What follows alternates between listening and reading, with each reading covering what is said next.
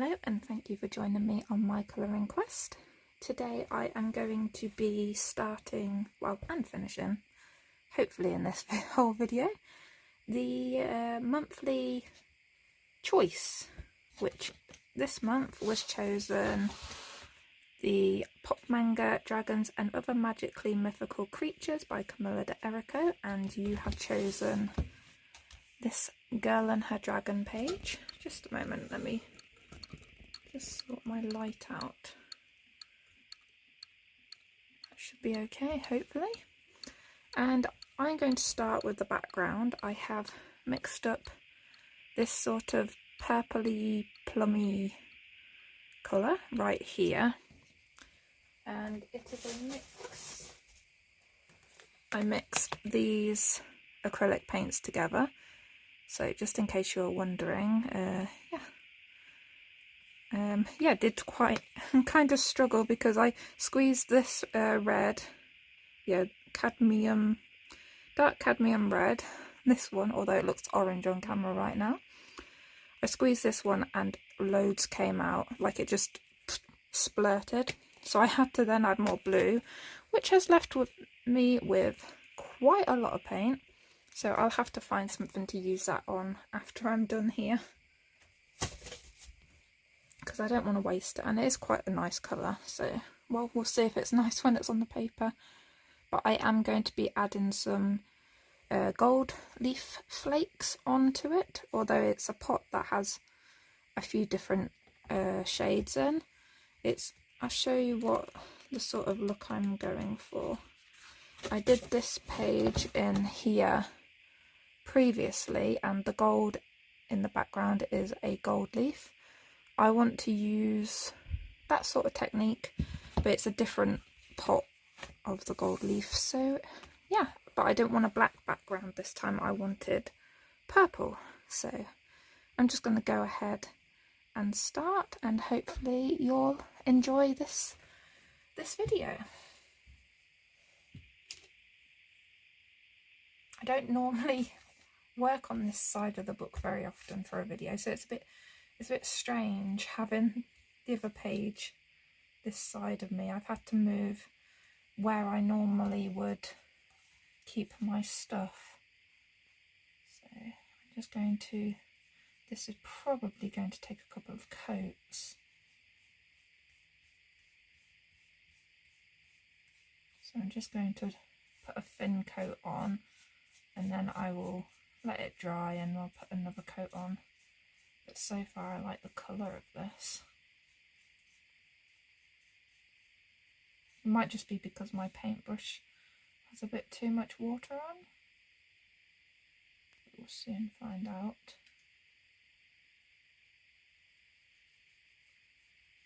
Hopefully everybody's been okay. I can't believe how fast February's going.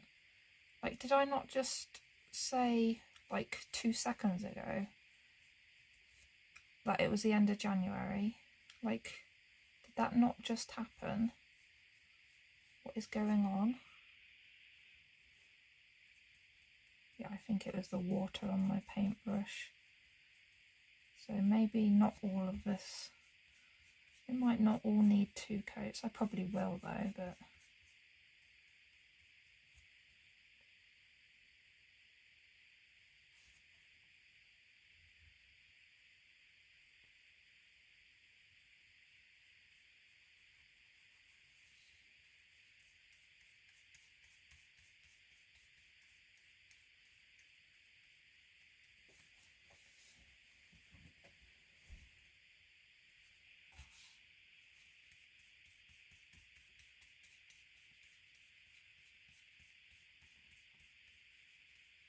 so once again, to anybody that celebrates the Lunar New Year, Happy New Year.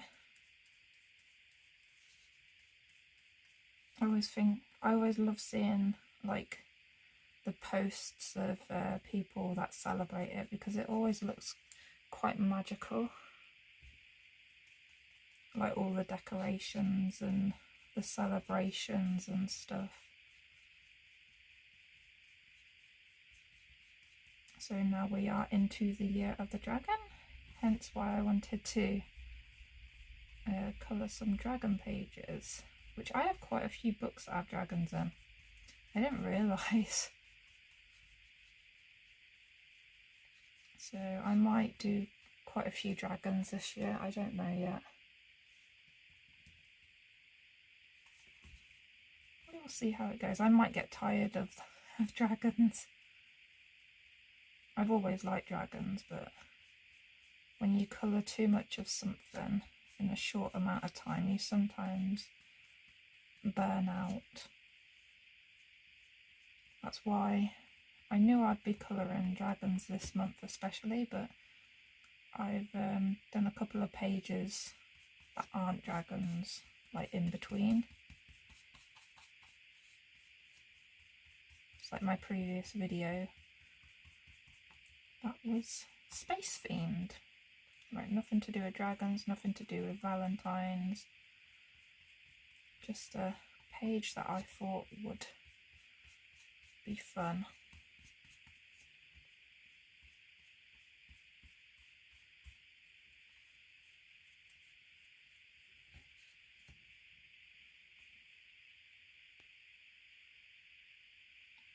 Now for this paint, I only want a thin layer. Like, you don't want to go chunky in that in your book really with acrylic paint, because it can affect like colouring on the page behind if you make it textured, and I don't want that. Right, I should really paint that side first, but I don't want to let this dry and have a harsh line.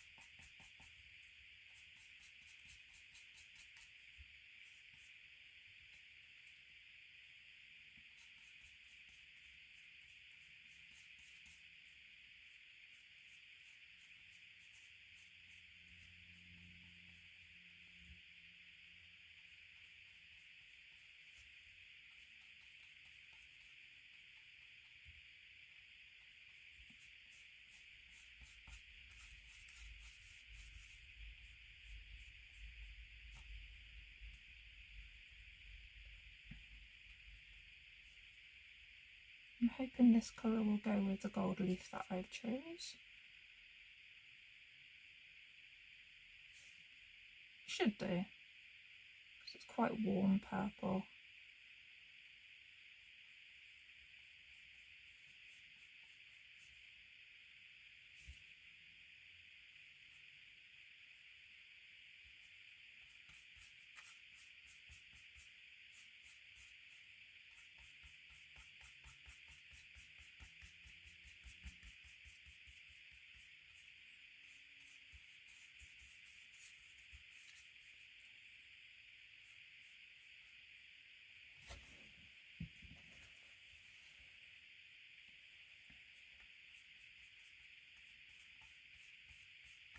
I'll just do it this way. Because it is only a solid colour, it's not really that much needed to make it look okay really. Plus, like I said, a lot of this is going to have the gold leaf over it. I just need to cover the background first, because sometimes you don't know if the gold leaf, you get the little gaps in between the gold leaf, so you need the background colour all over the background.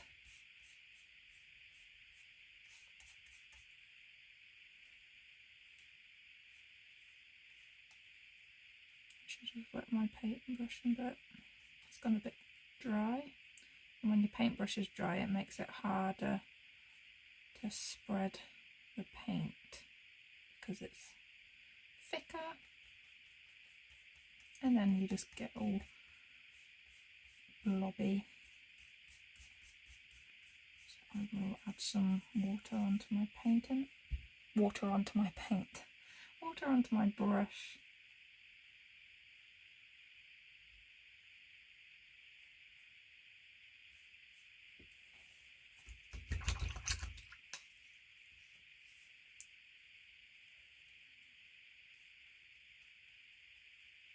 It's better. See how much easier that is, smoother. You get the thinner paint, but it's so much easier to control.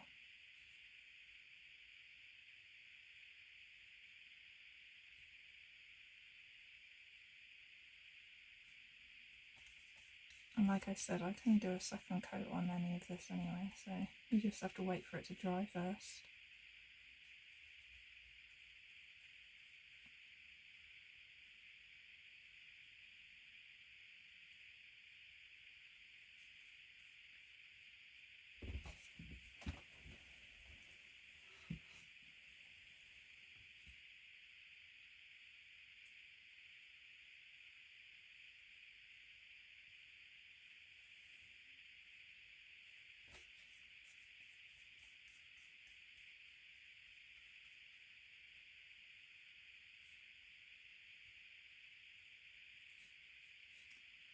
Kind of leaning towards a white dragon, but this is why I'm doing the background first, because I need to see if a white dragon would look okay with this background that I'm planning to do. No point in doing a white dragon if it's kind of looks strange with the background. It should be fine because it's white, you know.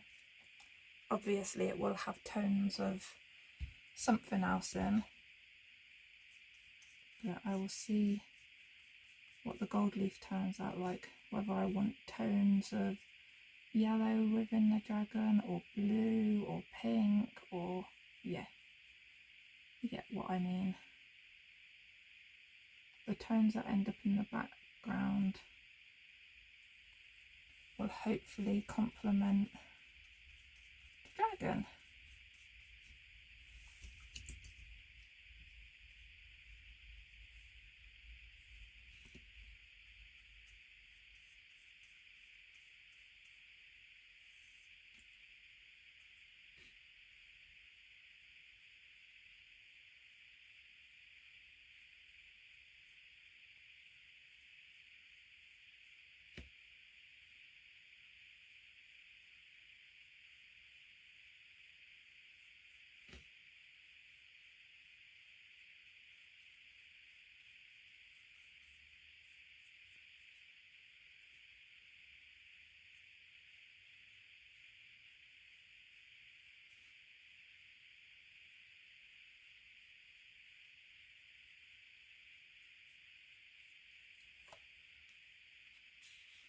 We'll lift that up so it doesn't get stuck to the paper. Right, and now I am going to go in with my second coat, starting where I did before. Hopefully this will just finish it off with a nice colour going on. I'm glad. I'm kind of glad I added a bit too much red when mixing the colour, because to start with I was going to go for a cold purple, like a more bluey purple, but once I got to this colour I was like, that's pretty nice actually, so I sort of stopped myself from adding any more blue.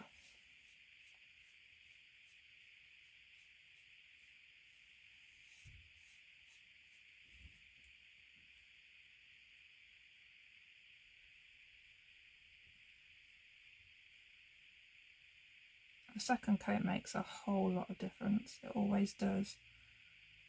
So I'd say if you're using acrylic paint on an illustration like this and you think, gosh, that's going to take forever, I don't think I've got the patience to go around all that detail, yeah, like this is quite a simple one to go around. Some pages have a lot of little bits you got to go in between. Just prepare yourself for that if you're going to do an acrylic background, because I would probably say 8 times out of 10 you got to do 2 coats. So you've got to get into all those little details twice. You can use like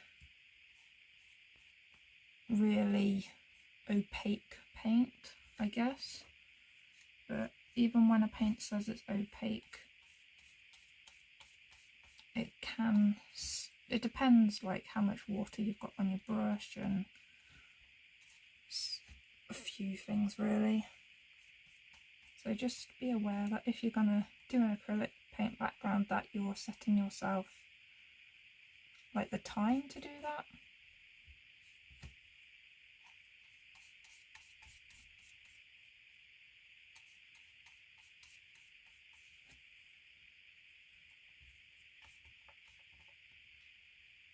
Just when I first done an acrylic paint background, I thought it was going to be quick.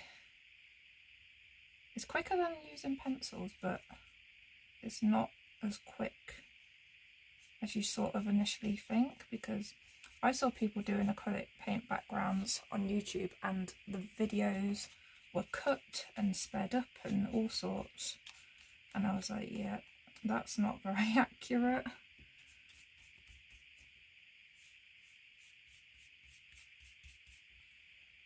It's like some as well, if you're using paint that isn't opaque and you have to build it up even more, then you're going to have to go over it a few times if that's a colour that you want, because not all colours become opaque. And I just got that on her hair. Oh well. Oh well. Yeah, I'm never as careful as I should be with a paintbrush. I find it too much fun just to just go with it.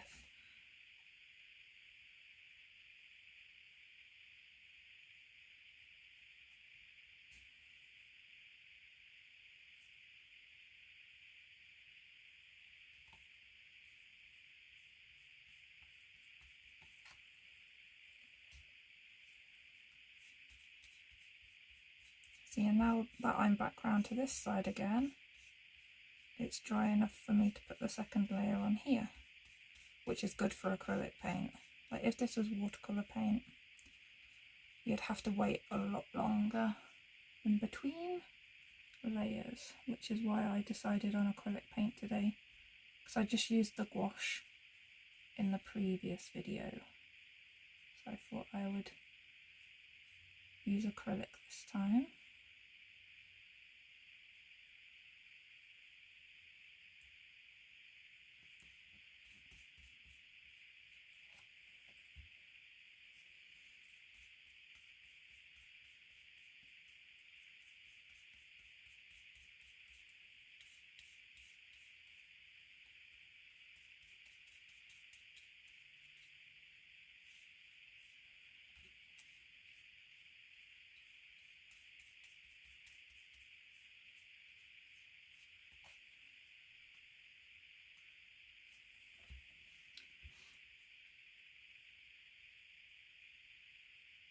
This side definitely has the more details to go around.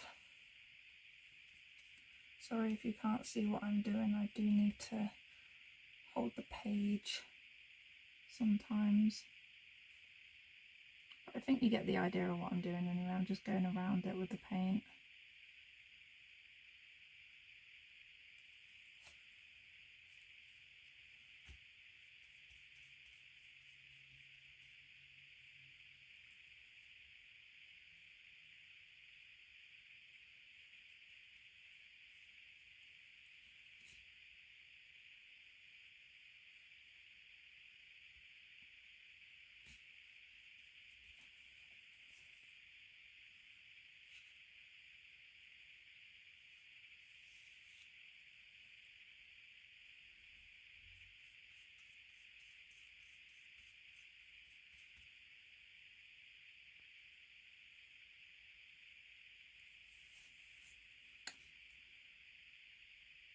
trying very hard not to put my hand on the page to lean on it.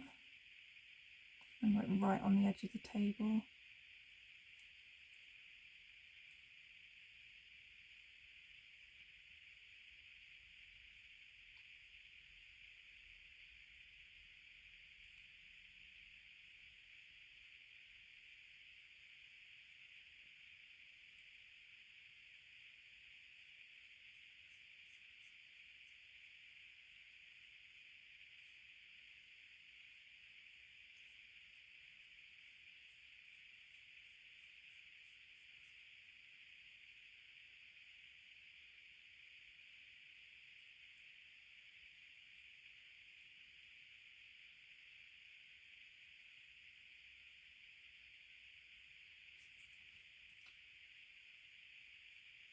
So that there's a bit light, well, a bit lighter than the rest of the image, so I'll just go over that.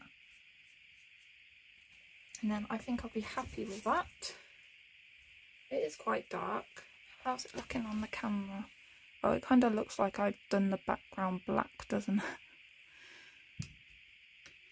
I assure you it's not black. That is quite a glare. But if I go like that, then it's too dark, and then it looks like black as well. Well,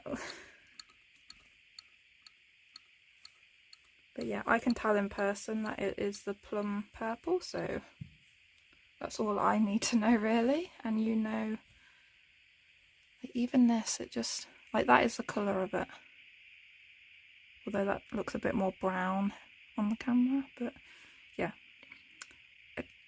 Cameras aren't known for being great at picking up colours that you mix yourself, are they? They like the primary colours and then it has to work a little harder, doesn't it? So I'm going to let this dry and get my gold leaf ready, and I will be back in a bit. Right, so back again. It does look like it's still wet there, but it's not. It's dry. So I'm just going to carry on. Like a couple of bits still look a bit shiny, I don't know why, but I have my gilding paste and I have already undone it. This stuff stinks, so make sure if you use that at all that you're ventilated. So yeah, a bit cold but ventilated nonetheless. Right, I'm going to move that to the side. I'm going to take a little paintbrush and I am just going to put this on where I want my gold leaf to go. So I'm just going to be random with it. I'm not doing any sort of shapes or anything. It's just going to be sort of dabbed on.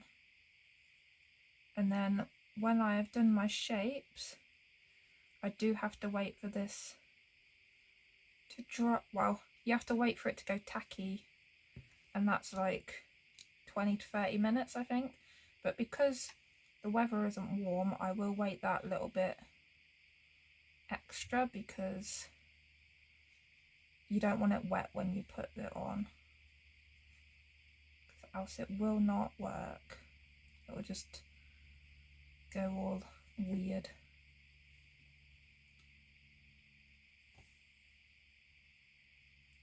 So basically just going around the edge, adding in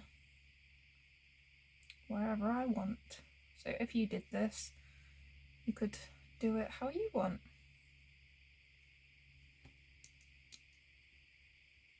Yeah, I tend to like it to sort of go out from it. I am thinking of one day trying it the opposite way, where I go from the edge and leave the inner part, but not today. Today I want to do it how I'm used to doing it. It would probably look okay either way that you did it anyway, but yeah.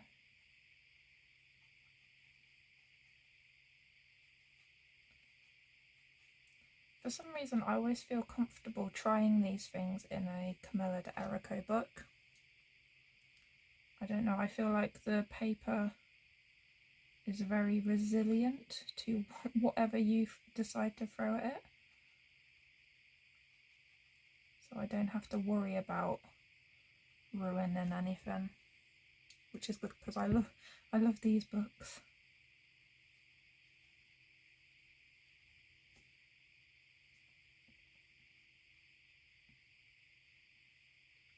Yeah, you want to make sure you have enough on the page for your gold leaf to stick to, but not enough that it's gonna take 3 million hours to go tacky. Of course, I think some people probably use just normal glue when doing this, but I'm not sure.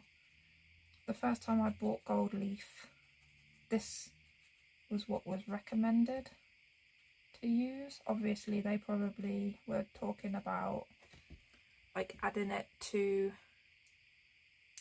like sculptures and stuff, like figurines, but yeah, it works in colouring books, so that's what I decided to stick to.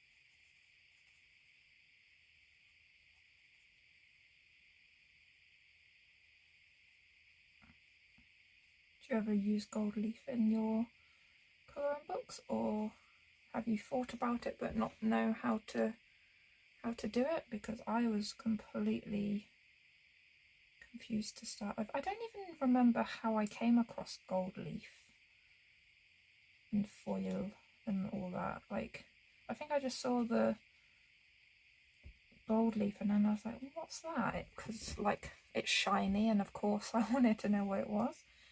And yeah, and then I was like, well, how do you use it? And obviously got recommended this, so I don't remember where I first used it. Like, was it a colouring book that I first used it on? It's been a while since I've had this, and I've only ever had this one pot of gilding paste, so it does last a long time. Well, obviously it depends how often you use it.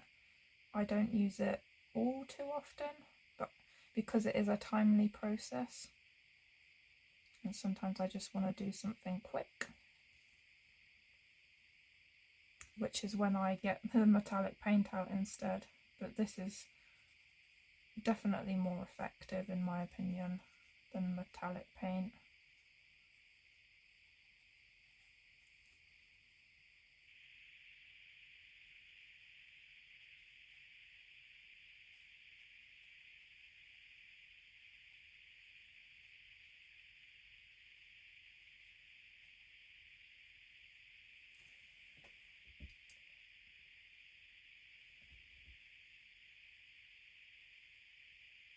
It did take me a couple of attempts though, I think, to actually do it successfully, because the first time I used it, like I said, I don't remember what I was using it on, but I put the gold leaf on too soon, and I was like, well, this isn't working. Then I read the instructions properly, and I was like, oh, that's why it didn't work. You got to wait for it to, well, yeah, you got to wait before you can actually put the gold leaf on.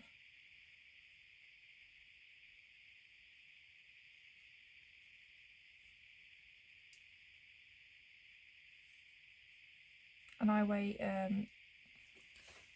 like I said, 20 minutes to half an hour after I've finished the whole amount going down. So it may take me 10 minutes to apply this stuff, or however long it's just taken me, but I won't wait 20 minutes and then do the first bit, because putting the gold leaf down doesn't take as long as applying this. Like, removing excess gold leaf takes a while though. Like I said, the process of using this stuff can take a lot of time, so don't start it if you don't have enough time to finish it. Basically, that's the moral of this page, about this background at least.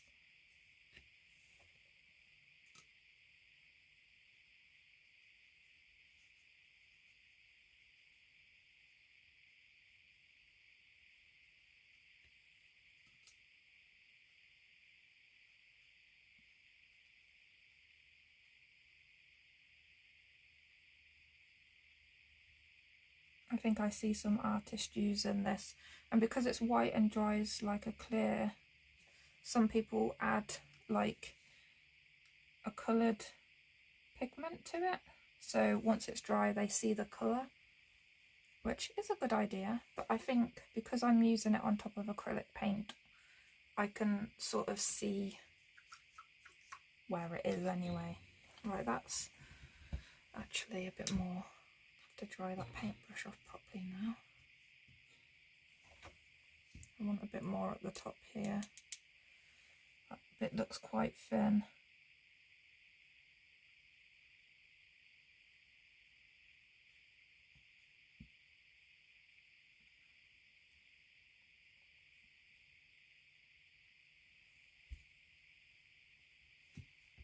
Yep, I think that'll do, although I think I want a bit more up here. Like, when it's going to be the gold leaf on it, I want at least a slight bit of balance.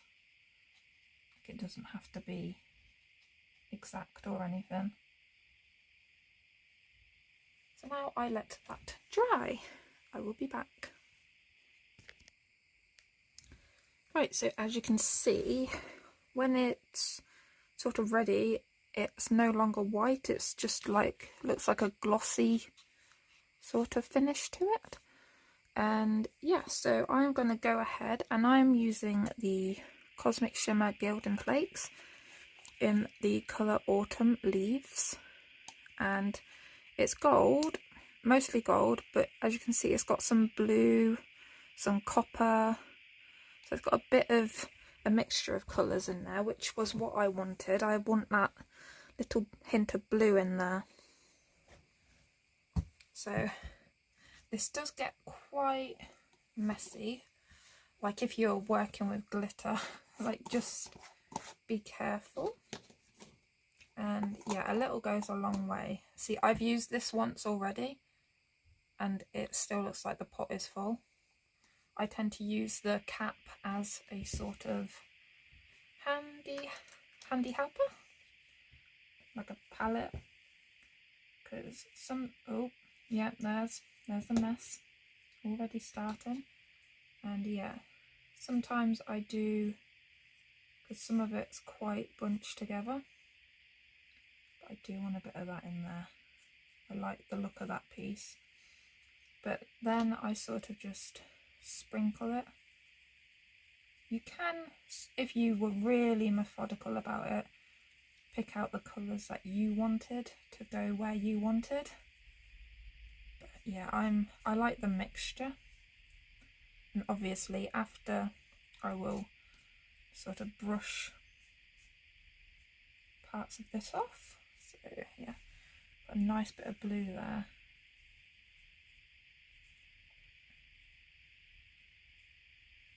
So I'm just going to take it from the pot actually. Most of this will go back into the pot. So yeah, that is just going to fall out in a big chunk in a minute. Yeah, like I said, I like the mixture of colours within this pot. Look at that. It's like got 3 different colours of foil all in one piece. Look at that, so pretty. It's like pink, copper, silver, gold. Put a bit of that up there, shall we? Like I said, I mostly wanted this for the bluey colour, so I've just noticed a big chunk of that, so get some of that in there. Some of that over here.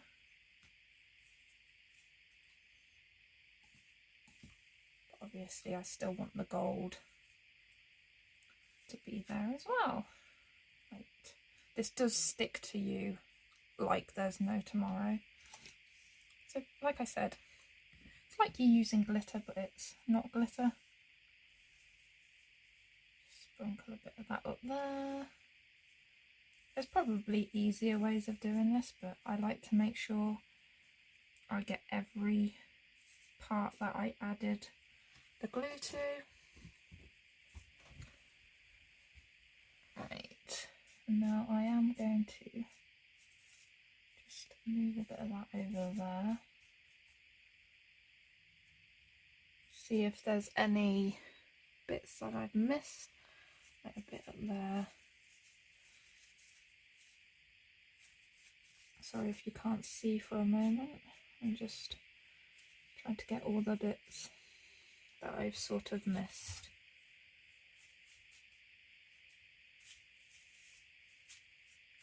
And what will happen is when I'm brushing this around, it will stick to any loose bits anyway.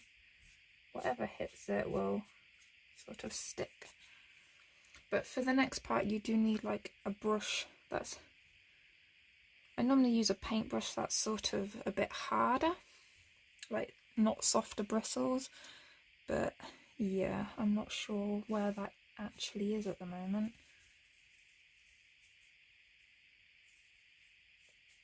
So I may just have to use a softer brush that I have available. It's quite a lot over here. Let's just... I think I've hit all of the major parts. So I'm going to get my brush and start with the mess process. Right. But I have the mat here, so I'm just going to brush it all onto the mat, and then I will sweep it into a piece of paper, and then it'll go back into this pot. Right, let me just find my paintbrush. I'll pause a moment. I have this, just this brush. It's not going to damage the brush or anything, I'm just sort of sweeping it over. Oh, one tip when using this, try not to breathe over it, because it easily flies away.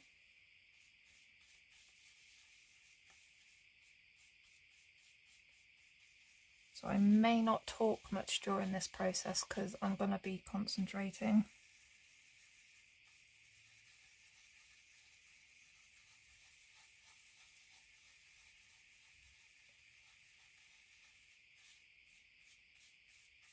So to start with, I'll do it gently, remove most of it, and then I will go in with more detail to get any excess off.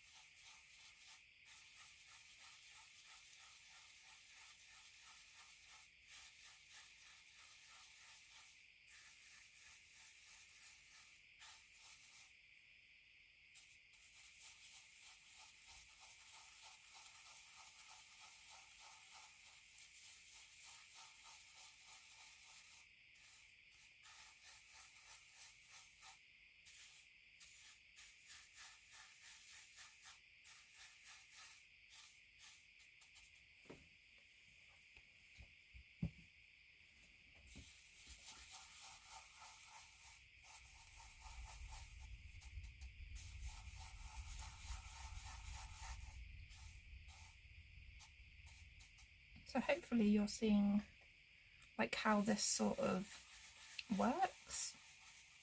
It's only sticking to where the gilding paste was. And as you can see, most of this is coming back off and it's reusable.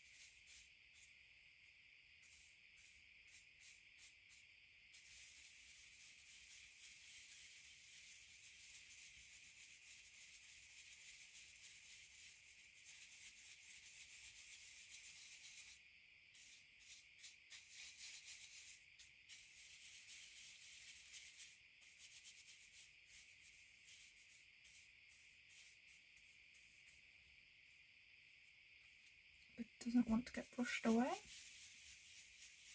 Like I said, I normally use a rougher brush.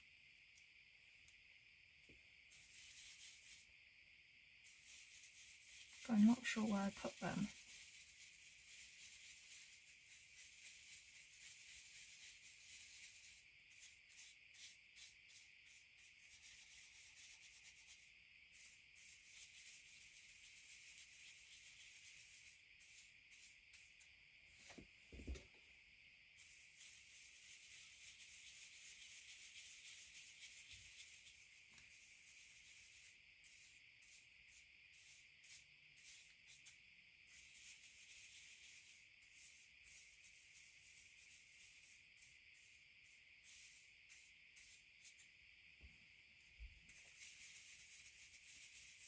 I just love the effect you get from these.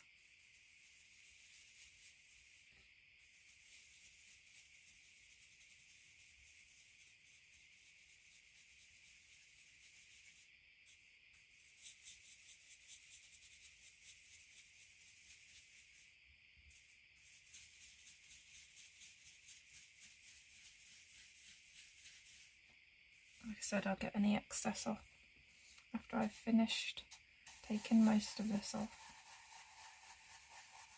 Most of it comes off okay, but some bits like to hang on for their life. Like, I want to be part of that picture too.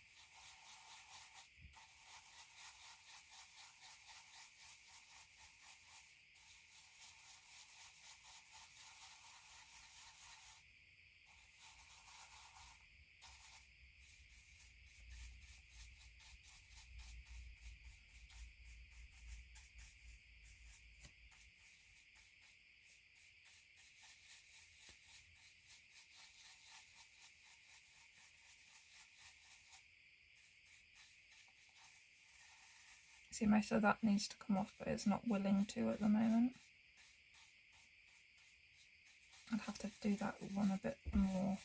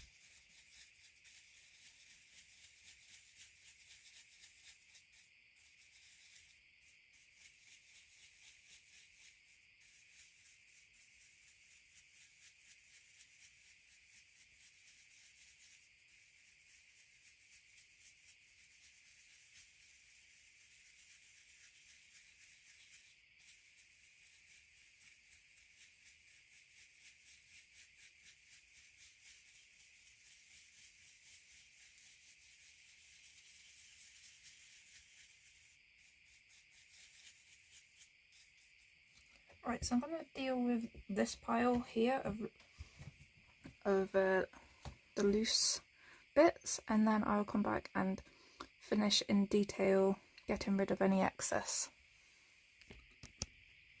So I got most of it off. I have left a little pile here on my table of little bits.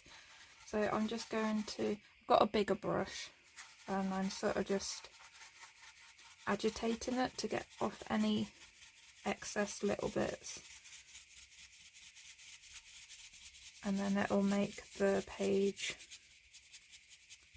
flat. It won't be all bumpy.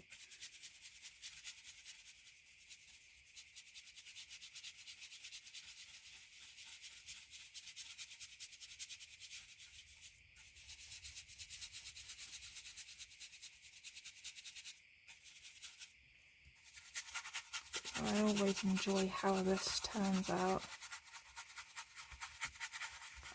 A bit of extra orange on that bit.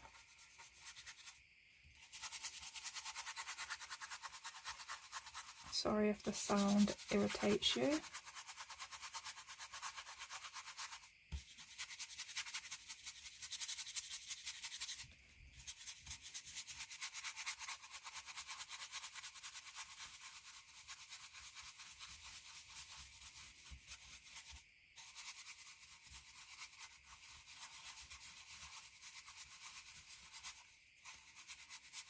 Does that not need to come off up there? I don't think I did a big blob up there. Ah, there we go. Like I said, I don't have a rough brush.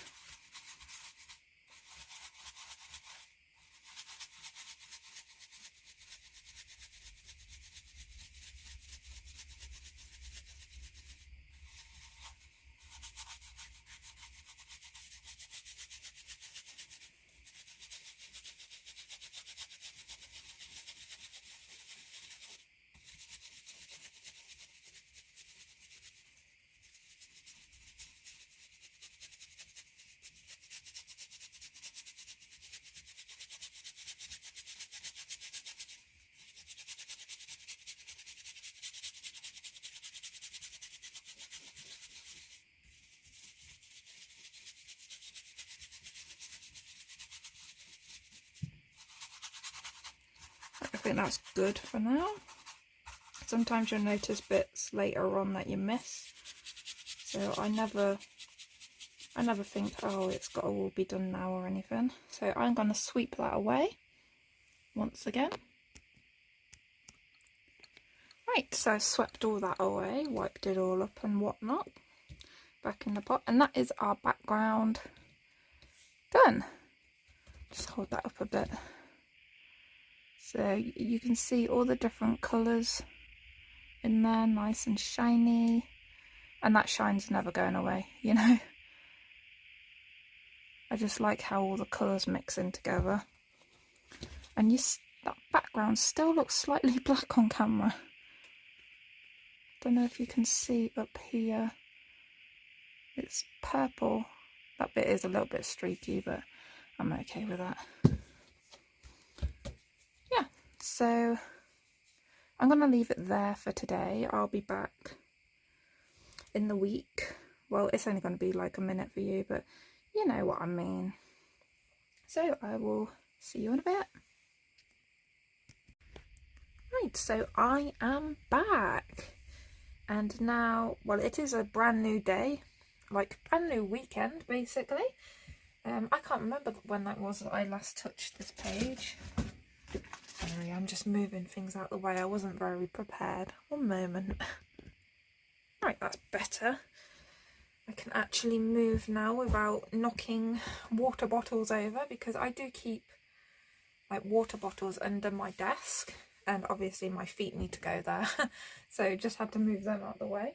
So I am going to be starting now with the dragon, and I think I'm going for a white dragon, but it's going to have like some hints of green and pink in places. That's where my mind is going.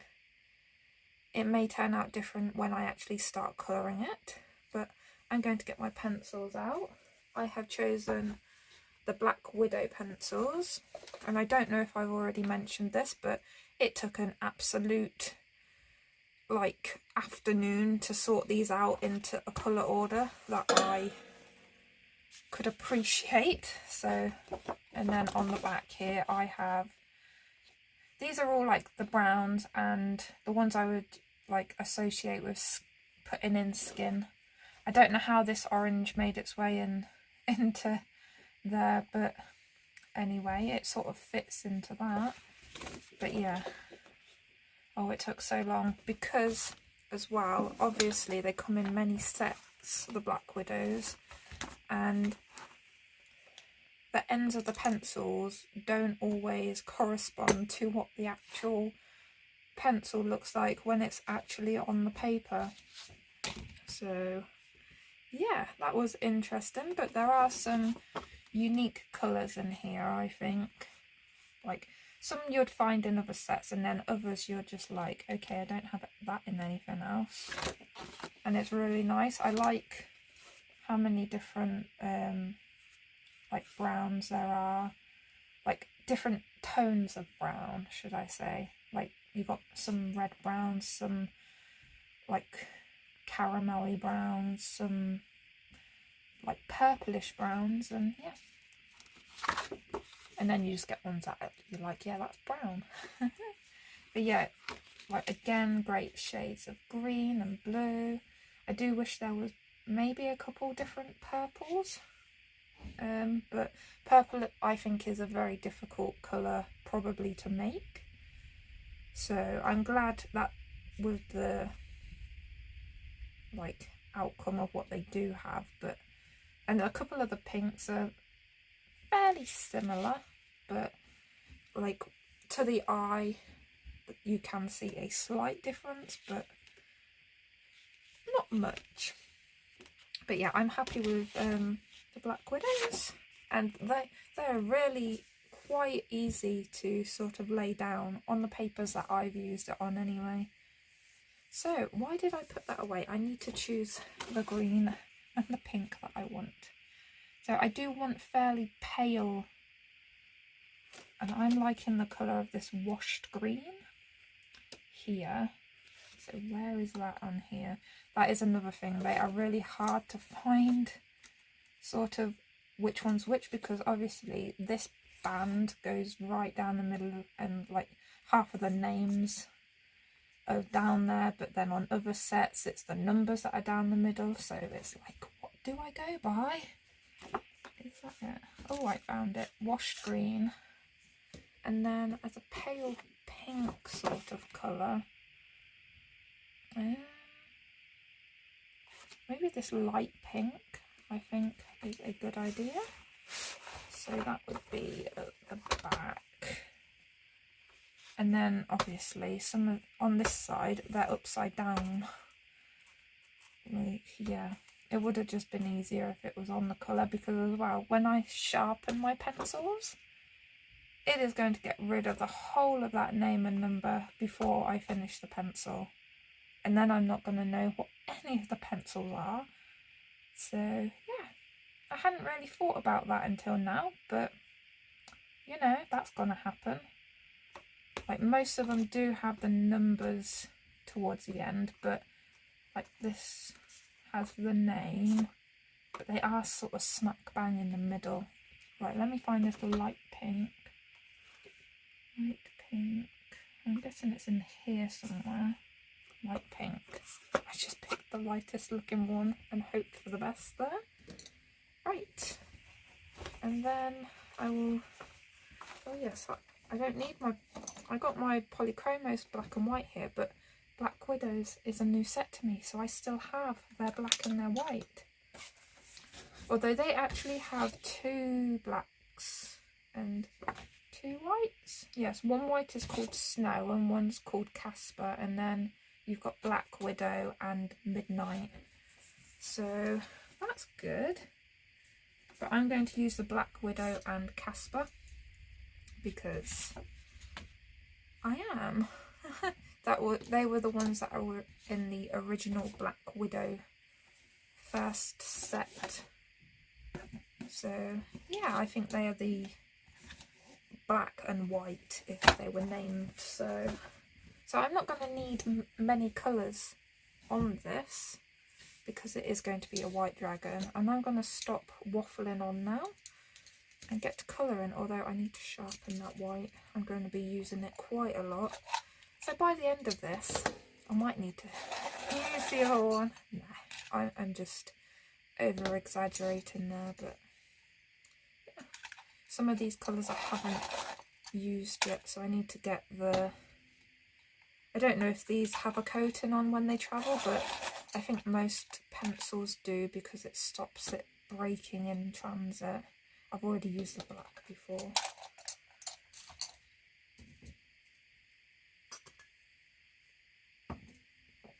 Right, let's get started. I'm going start with the green, the washed green. It is from the Monarch.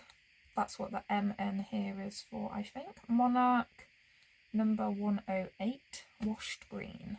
Oh yeah, it says Monarch there. Oh my gosh. Oh dear. My brain. Should really read the whole thing first. Right, so I'm going to use this just lightly. Did that just snap or not?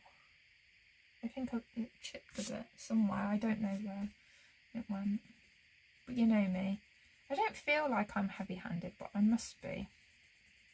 I'm not pressing down hardly anything. But I have a habit of being able to break the strongest of pencils. Right, in that cheek bit, I'm going to add a bit more of the pink. And maybe around the mouth and nostril area as well. I feel like that would be a good choice. Ah, there it is. Get rid of that in the bin. After my last time, I hoovered because some of this foiling, yeah, without me even noticing, ended up on the floor.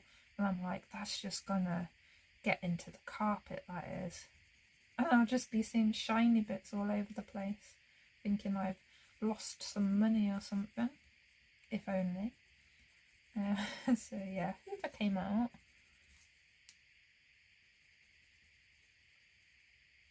I don't really know how I'm planning to do this dragon. In my mind I know what I want it to look like, but it's not that sort of dragon. You know, I have in my head like the classic dragon looking scales and everything, but I don't want to go into that much detail. I want it to be kept fairly like smooth dragon. Just keep the scales that have already been put in a bit, and that's about it. But yeah, I don't even know if you'll be picking this up on camera, this green. It is very pale. Hopefully you can see something.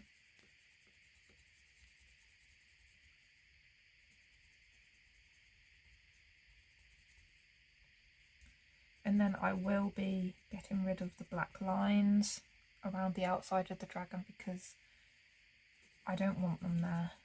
Obviously, like I said, I want a white dragon. And things that are white don't come with a black outline around them, do they? Ooh, this is pretty. So we've got a guideline there.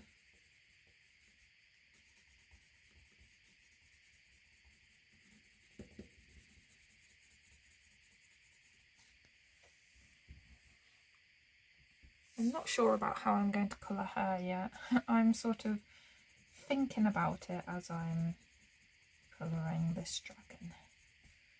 But yeah, they've got to be buddies, but buddies don't always look the same. I know they say pets take after their owners, but in this case, I don't really think you can call a dragon a pet. If anything, you'd be the pet and the dragon would be the owner. What is that? I don't know. I'll just colour it green.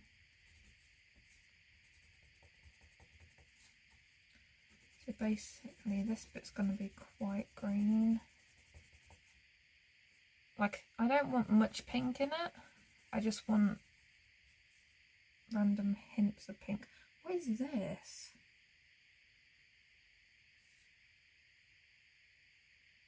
Is it the same as whatever that is? I don't know what it is.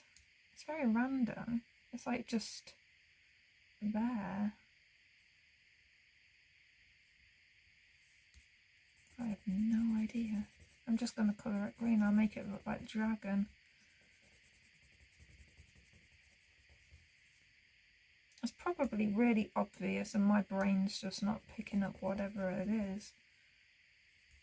But I don't know. I really don't.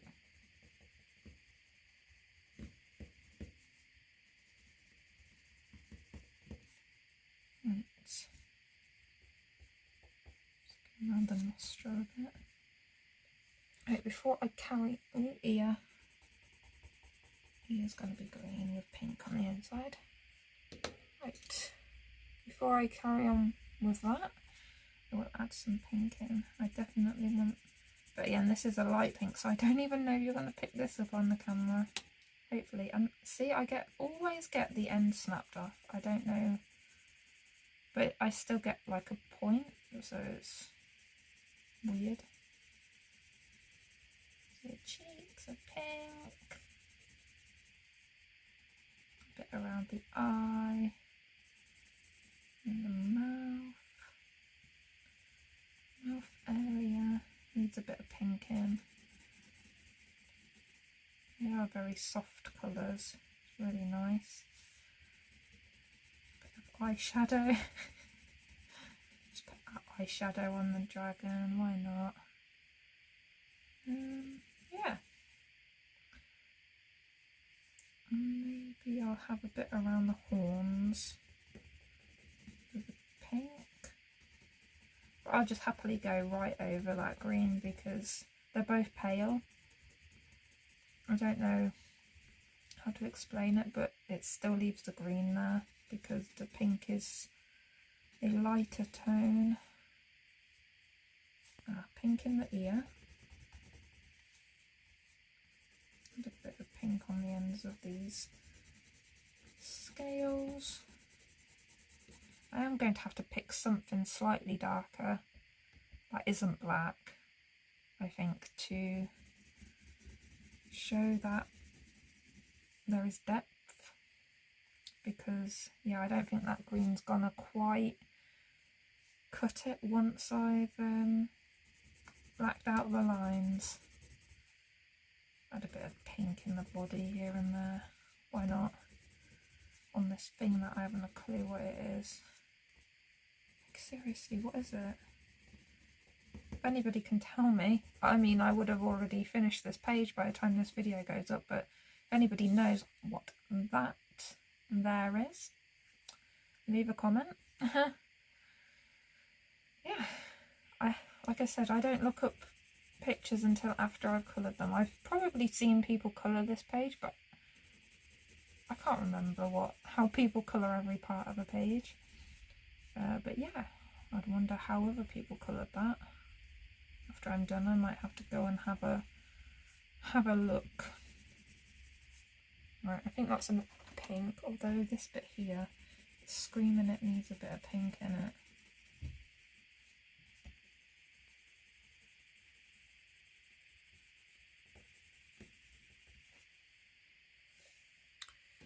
Right, so I'm going to find, I think, a slightly darker green. Not too dark. So I used the washed green, so I think this iceberg, it's like a green that's starting to go blue.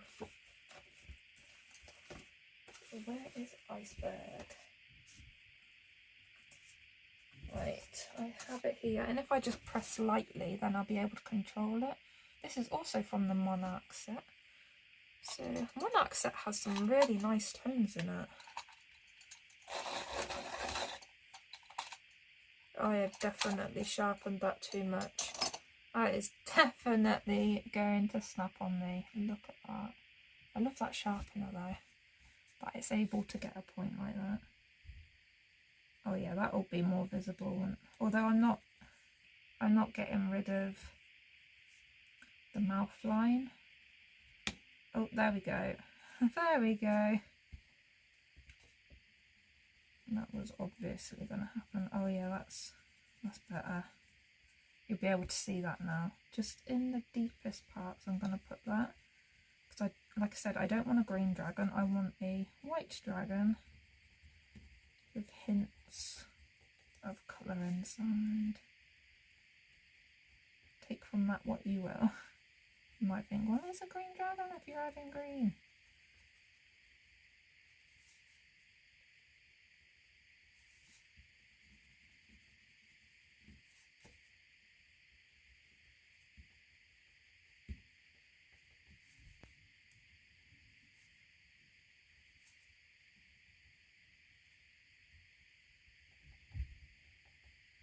think I'll find a slightly darker pink as well to do the same with the pink areas.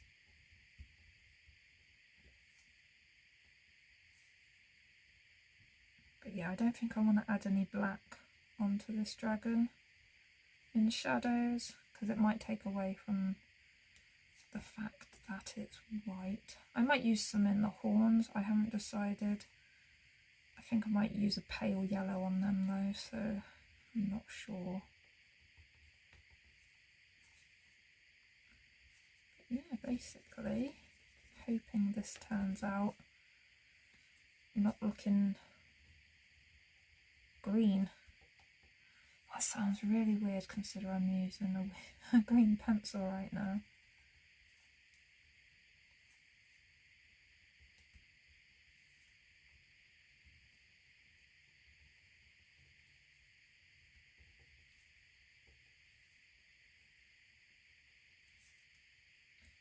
Yeah, I'm just using the scales that are already here as a guide. But yeah, you've always got to remember, even if you want something to look white, it's still got colour in it. Snow has colour in it. Snow is more dependent on the lighting that is around. If you have yellow lighting, you need to add yellow into your snow for it to look like it exists, if that makes sense. Whereas if it's like blue lighting, add a bit of blue in there. Sometimes you get both yellow and blue lighting, so you need to add a bit of both. That's what makes it tricky, but once you get it in there, you're like, wow. I'm not great at it, but I'm happy with what I can do at the moment.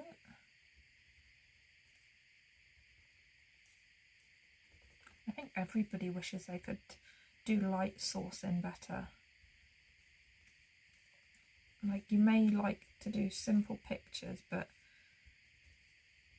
adding a light source even to a simple picture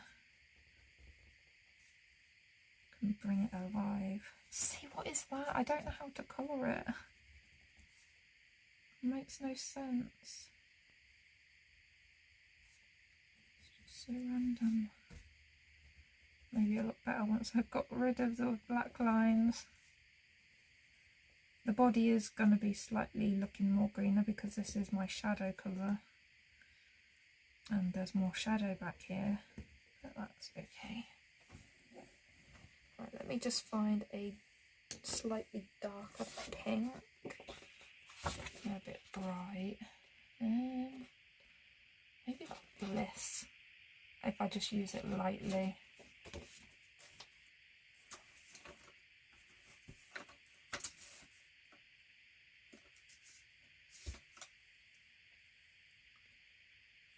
I'm not going to sharpen this, it doesn't have much of a point, but I don't want to get carried away with it. I just want to add this mostly into this cheek area.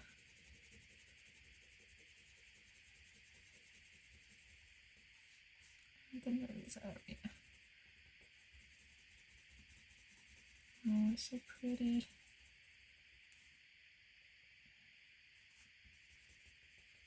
Add a bit here and there, like I did with the lighter version. Some of it will just disappear when I add the white outlines. Like I said, a bit of eyeshadow in the ear. I do want the ear to have that pink innermost ear pinkness.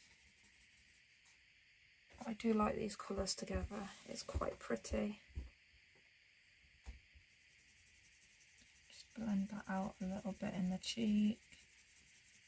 I will go over that with white anyway, and then I'll put a bit of this in some of these scales. I'm not putting anything on that, which I might have to just on the end so it blends in a little bit. There we go. It's like this though. I think this is that. But that, I don't even know what that is. It's just like sort of on the back. Maybe that's where wings grow out of. Who knows? Not me. Right, I'm gonna get a pale yellow. What one should I use? Got cream down here or brown fog, and then there's milk up there, but I don't think the milk will show up very well. I think I'm going to go with the brown fog.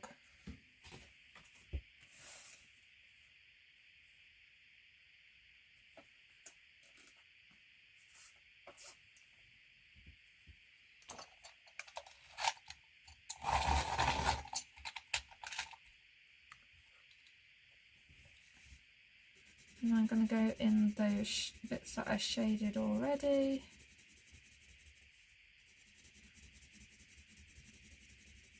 And then sort of blend it out. Obviously I want these to be noticeable compared to the rest of the dragon, in being like a different colour and such. But they will be getting the white outline as well. I'm just going to keep these really simple because I can darken this colour up and fade it out quite noticeably on its own without adding another colour to it.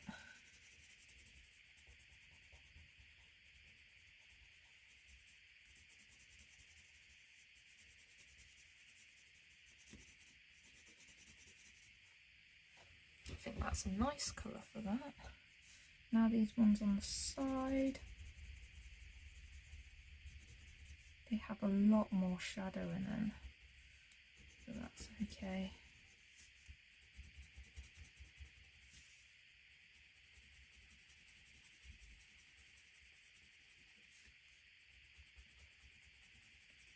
It's going to take a while for me to Posca that with all of what's going on. I don't know what colour to do its eye. A blue eye? That'd be quite pretty, but so would a golden eye. Decisions. Maybe I use a white Posca and think about the eye.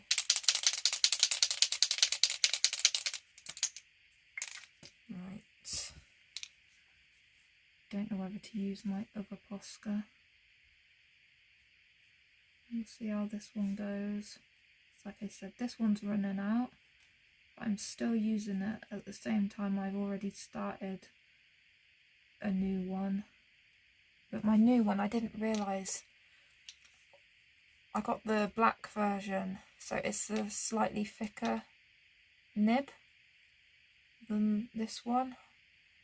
I was in the shop, I was looking for white Poscas with the short clip, not the longer clip, and for the sake of me I couldn't remember that this one was clear, so I picked up the black clip version. So yeah, works perfectly fine, but if I want a sort of just a thin line, then I have to be extremely careful. Whereas this one, it's quite easy. But yeah, the next time I go into Hobbycraft or order something off of Amazon or something, I'll just look into getting another one this size. There's no harm in having both sizes with the amount of white Posca details I add. Oh, that looks really pretty.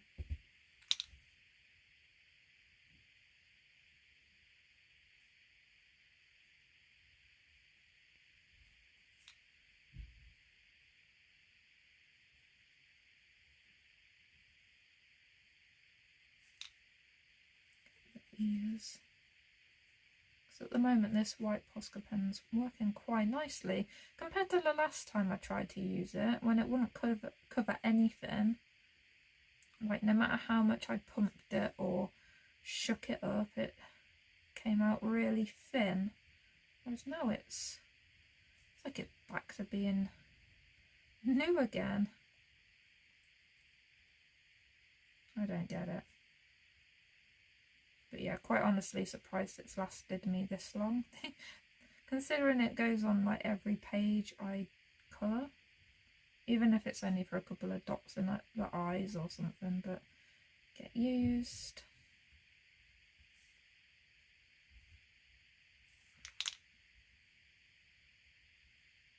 I've never tried any other types of paint pen because, like I said, these last me forever.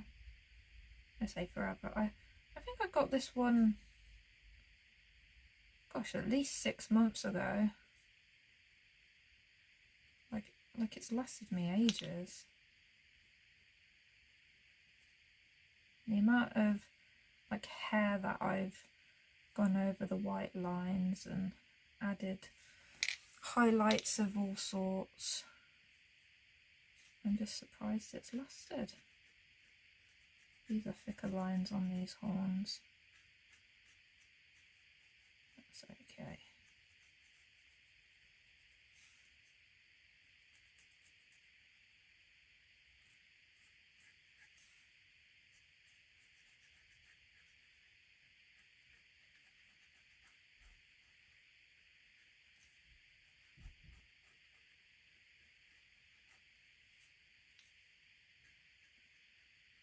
Some of this has the foiling slightly over it.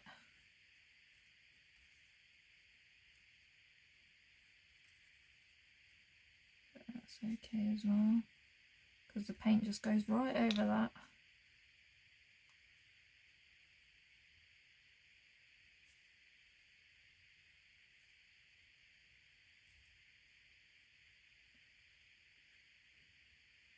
Probably wondering why I did this area. Then now I'm going up here instead of doing the rest of that area. It's just the way my pen flows.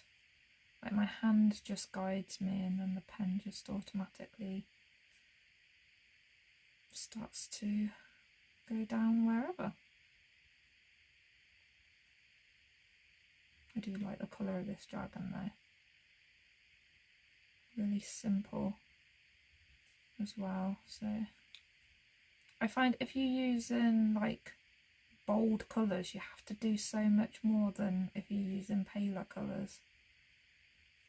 Like the pastel tones, if you make a mistake, it's not as easy to notice. Whereas if you're doing something like bright red or bright blue, you've got to build the colours up nicely before you can like get the result you want. But yeah, but most of the time I do use more bolder colours.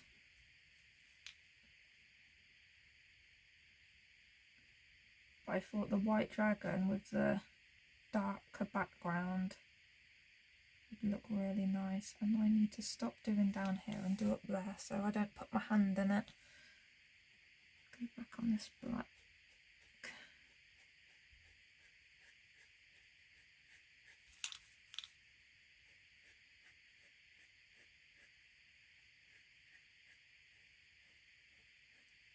I can't remember who it was that told me about Posca pens, but I should really thank them.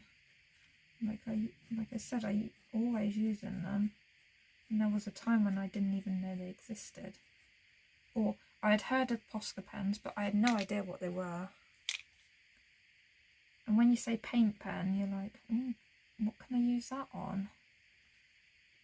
But yeah, apparently they go on everything. You can use them on pretty much anything. Let's see if this turns out looking better. After getting rid of the dark lines, I still have no idea what it is.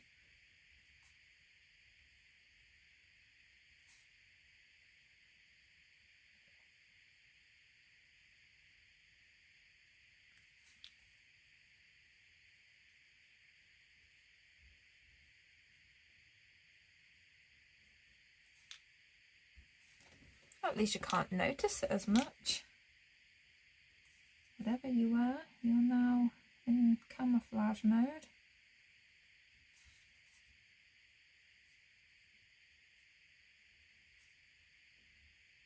It is seriously raining too much lately. Although the weather has warmed up quite a lot, like compared to what it was, which is nice. But also I wish it would stop raining. I have to take my umbrella everywhere. Like, I normally carry a small umbrella in my bag anyway, but I mean, I've got to take my strong windproof dome shape umbrella when I go anywhere. Well, when I go to work mainly. I don't really go out other than that unless it's something that's been arranged, but it's like, I'd rather just stay in, do some colouring, watch a movie. But by the time I've finished with work, I just want to be home. By the time the weekend comes, I want a chilled out, relaxing time, so I'm like, yeah. And then everybody's just like, well, you're not going to get married like that, are you? I'm like, I can't help it.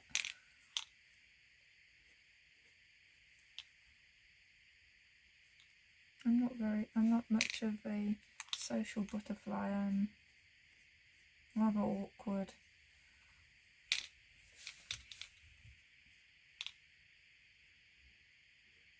So even when having to reply to comments, I'm just like, thank you, because I feel like I'm gonna be weird. Like, I'm being myself, but like, I can't bring myself to write anything else. Like, sometimes I want to write more, and then I'm like, well, how do I word that without saying too much and bothering someone? And then, yeah, I always feel like I'm interfering, even when I know in my mind that I'm not, I'm just human, and I'm just trying to have a conversation.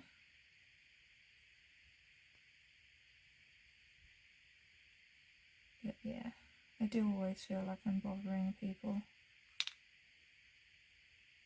because I'm not used to, I don't know, I'm not what people consider, I don't even know how to word that.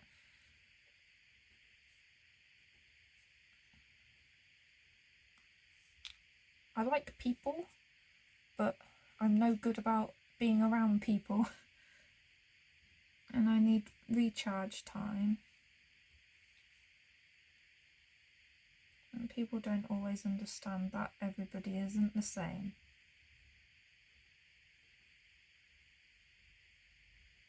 So you can say you don't want to do anything, and then they're like, well, what are you doing? And I'm like, I'm not doing anything. And then they're like, well, why won't you do that then? And I'm like, because I need my recharge time. And you get that look, don't you? Like,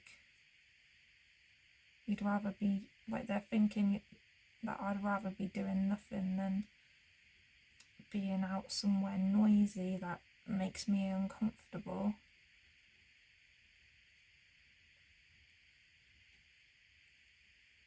But yeah, luckily people don't ask anymore. They know I don't want to go. So that's nice for me. But then at the same time, I don't get invited to any of the places that I would want to go, just because I didn't go to the noisy places. Well, yeah, I'm fine with that. I've got used to that. They say in life you'll meet the people that you're meant to be around, and I just haven't met them yet.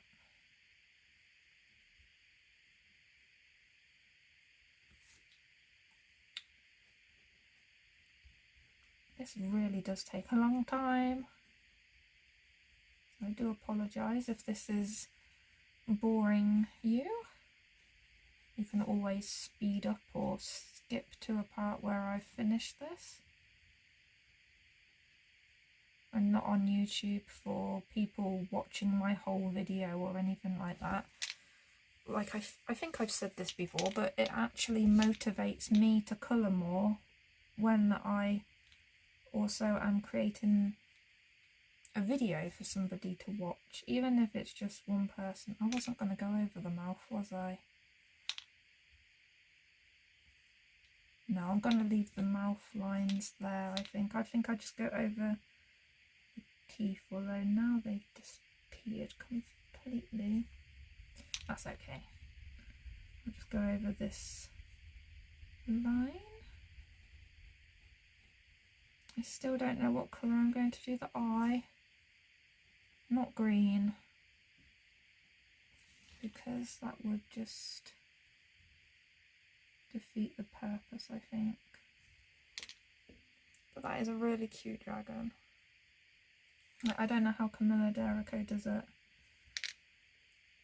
Like creating a character in your style, but also being able to create animals in that style. The amount of practice and years of just drawing to realise what your style is. I applaud anybody that creates anything, to be honest, because it's dedication.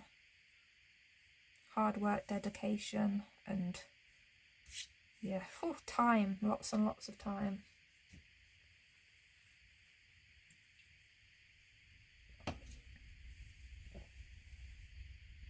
I think I'm going to go for the blue eye, but not like dark blue. I'll keep it quite light so it's within the dragon sort of colour scheme. There's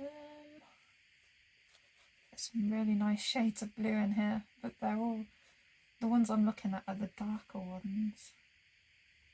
Maybe I'll add a little bit of forget-me-not, but I'll do the main eye in this pleasant blue. These are really nice names as well, some of them. So where are the blues?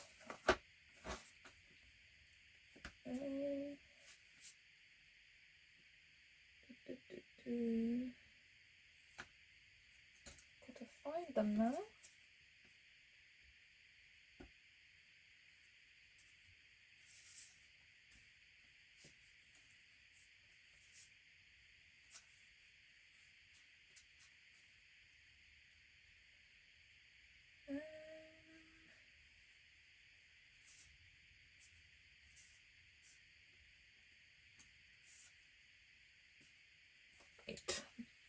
See, that took ages to find those. Let me just give them a sharpen.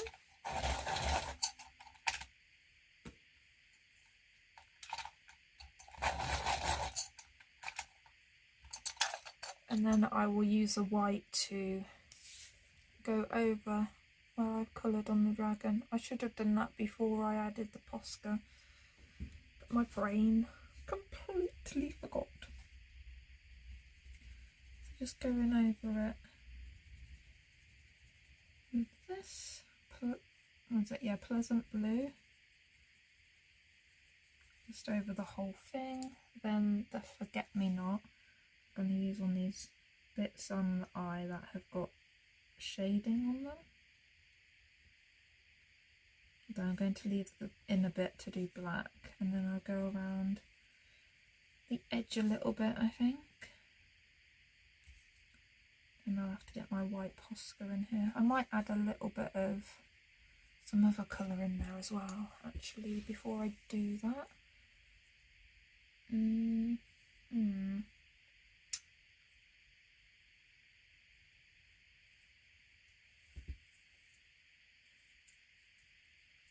don't know what colour though.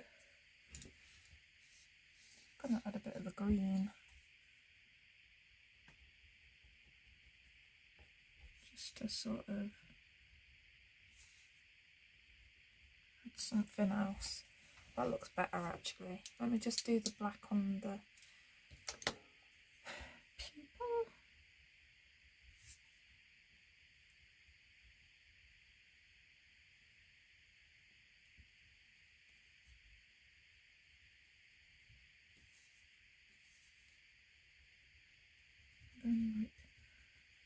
eye line.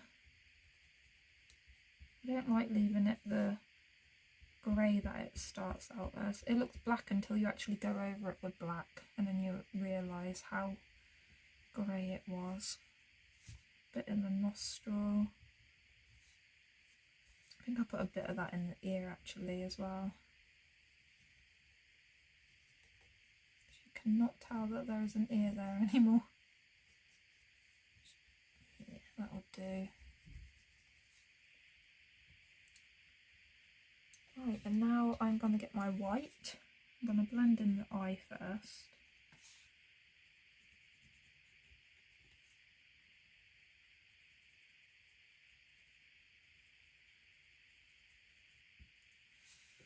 Right, and now I'm going to go in on the dragon. I don't think I need to go into all the scales, but this cheek needs blending a bit because, oh my lordy godness. That was a snap and a half, that was. I knew I shouldn't sharpen it. I will say a couple of these pencils do crumble quite easily. I've had it happen. But for the most part, I'm probably just pressing too hard. I'm used to pencils that don't snap very easily. Like, unless I do press hard. But these, some of them, not all of them. But yeah, beautiful colours. So it's worth it. I'm willing to put up with any snappage.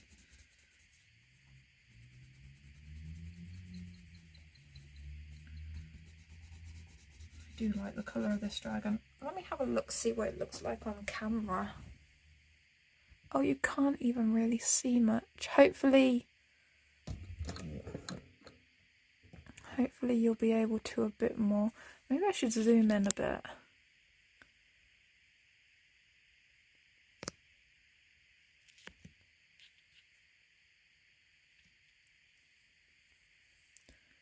But as always, you can zoom in now on YouTube anyway. I do need a bit of a sharper point on that now. But yeah, you can't really see on the camera as much as what I can see, which is a pain, as this is a video, to see how I'm colouring a page. But yeah. But like I said, I wanted a pale dragon, so there's not much I can do about that. You know what colours I'm using and everything, so I might be able to make it more noticeable when I go into like review the video. I might be able to edit it a bit, but doubtful. I tried to do that with the previous part that I filmed so you could see the colour better, but I couldn't really do much about it. I tried, I failed. I don't know, you might be able to pick up the purpley tone a bit better than what it originally was, but you can't change one thing without it trying to change something else on the page, if you know what I mean. And I'm like, ugh. Because sometimes I try to do it when I post a photo to Instagram. I'll go into my photo before I go onto Instagram and I'll click edit, and because sometimes like the blue doesn't show as the right sort of blue, or the pink looks red or something like that, and you can go in and edit the colour. But if something else on the illustration also has a type of red in it, it wants to change that as well. So 90% of the time I just have to leave it the way I photographed it, because else nothing looks right, and I'd rather have the rest of the image looking how it should and just have that one thing slightly off. But yeah, Most of the time it's okay, but it's certain tones. You probably know what I mean if you've ever tried to take a photo of a colouring page or anything that has colour on. It's like when we got our kitchen painted and my mum wanted to take a picture of her new kitchen painted, all nice, and it was like a tealy blue, but on her camera on her phone she pointed it at the wall and it literally looked like it was a solid blue, like no teal in it whatsoever. So I had to go in and try and do that for just the colour thing. I don't even know what you call it. And luckily I was able to add it so it looked like 90% correct. But yeah, some colours just don't photograph. And I don't know why. I know nothing about photography, I just like taking photos.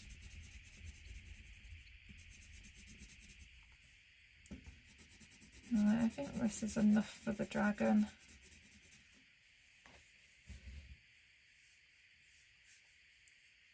I like it anyway. No, I don't know. Oh, the Posca in the eye. Almost forgot. I would have remembered, but I like to do each part as I go.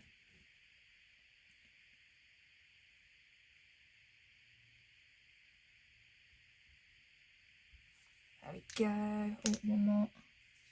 Oh, I felt like it needed one there. Now I need to decide how to colour her.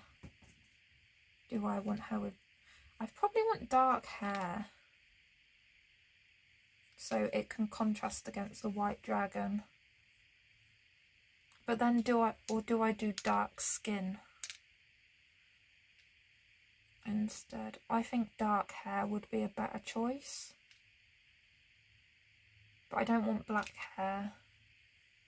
Oh no, what do I do?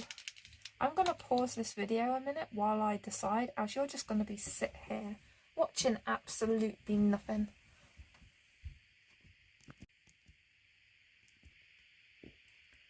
Right, so I have decided on a colour that is quite drastic looking, and I have picked burgundy and Shiraz. So it's like a burgundy colour hair. Hopefully it'll look okay, but I was like, I don't want black, I don't want blonde, I don't want this, I don't want that. And like I was trying to go for a colour that I haven't done a lot of. So I'm just going to go for it. I'm going to put a light layer of the burgundy all over the hair to start off with. So it's going to be quite dark, but it's still going to have a lot of colour coming through. And I thought it might look nice next to the green in the dragon, without it being red and green, you know.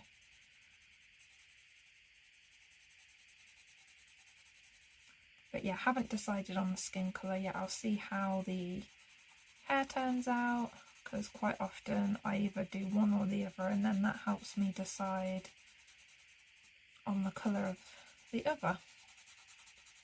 Although mostly I do the skin first and then match a hair colour to that.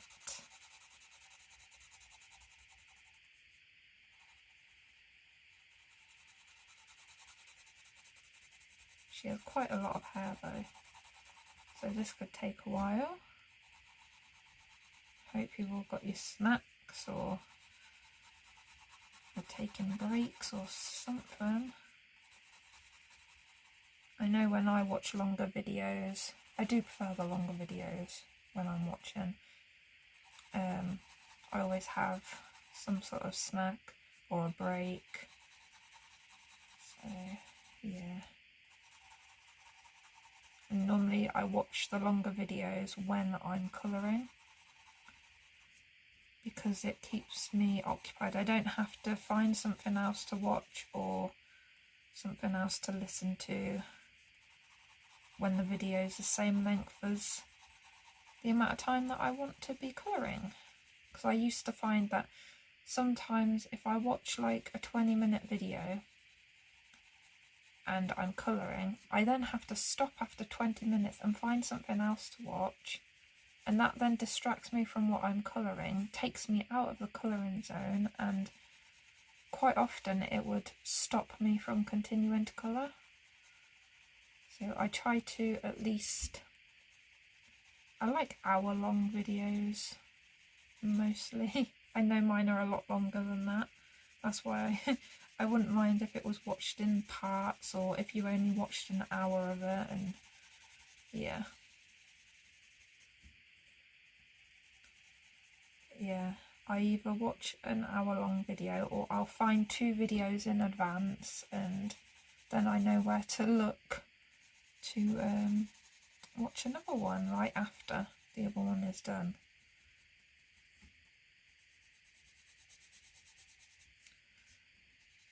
It's like the other day I was colouring and I watched like a 2-hour-long video, and then right after that I watched another hour-long video because I still wanted to colour. I can't remember what evening that was. I think it was Thursday.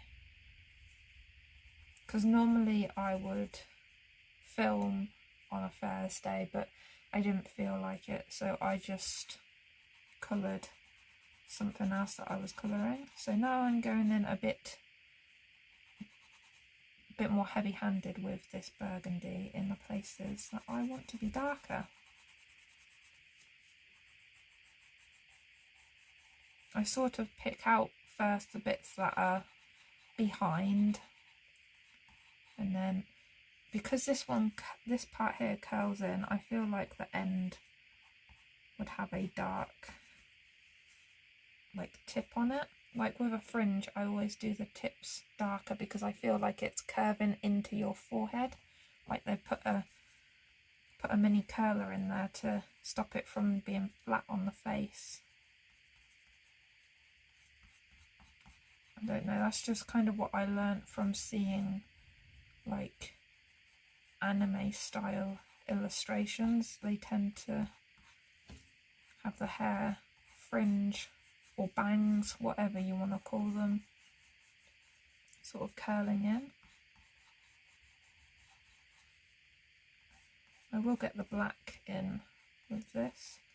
At the minute it does look quite pink rather than burgundy. Yeah, I am using burgundy. The Shiraz is like a lighter version but with a bit more red in it, which I want to use in this. I don't mind if the hair looks slightly red. I don't really want it pink, but it wouldn't be the end of the world if it looked pink. It's just I do pink hair quite often.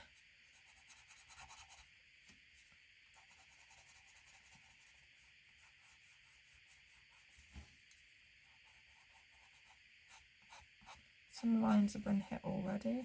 This pencil sounds a bit scratchy when I colour with it on a certain side of the pencil.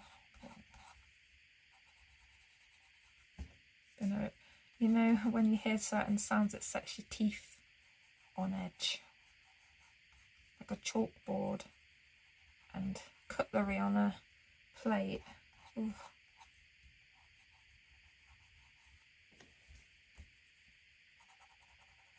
I might need to sharpen it.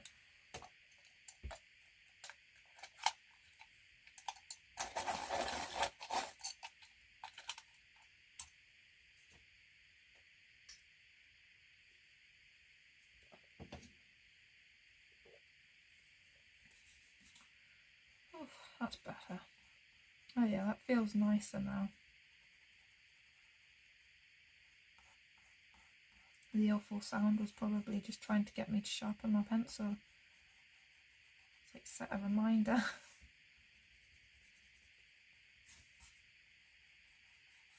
These are quite soft pencils, so you do have to sharpen quite often. Well, I do if I'm doing anything like this. It's a big area, lots of like harder pressure. It's not like using the polychromo anyway.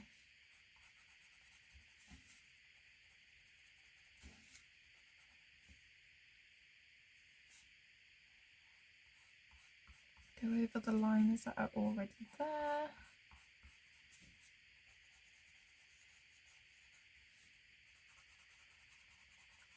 I was going to do that bit quite light, but changed my mind.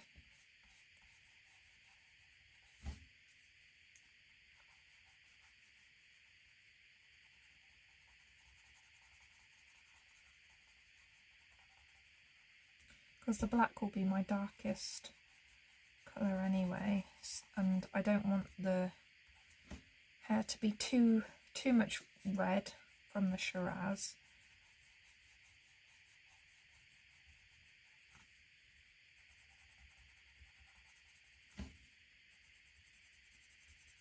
Hair does take a long time. I'd say that a lot about everything. I just take my time when I'm colouring.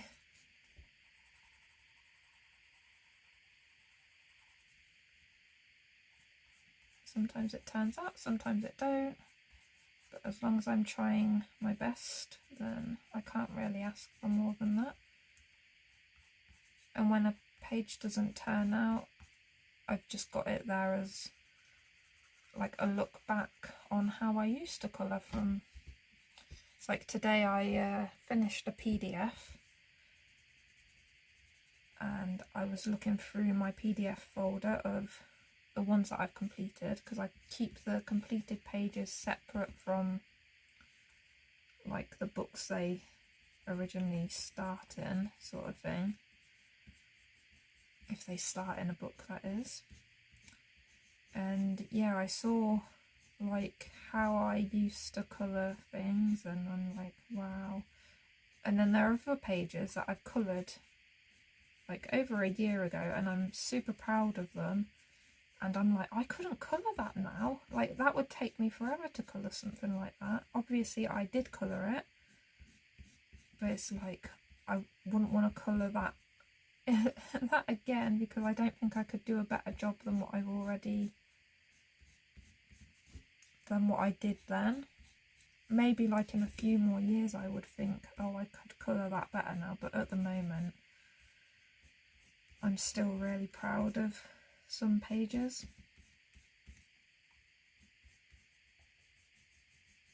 But like I said, others I'm like, yeah, I could definitely do a better job on that part of that now, and it's nice being able to see. That's why I wouldn't chuck any pages away or scrap them or cover them up or anything like that, because I like to see where I've come from so I can see where I'm going.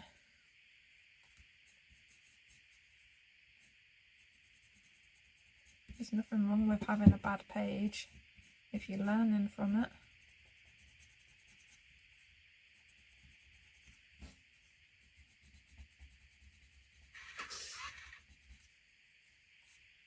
Well, I've officially been colouring for at least an hour because my I almost said deodorant there. My air freshener my air freshener's gone off twice.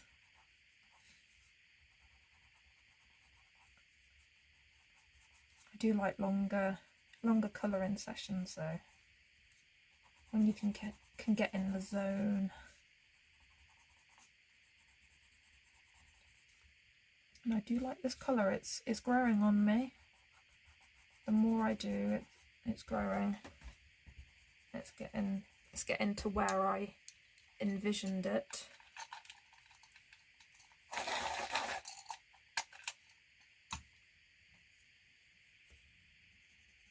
But yeah, this pencil is being used quite a lot.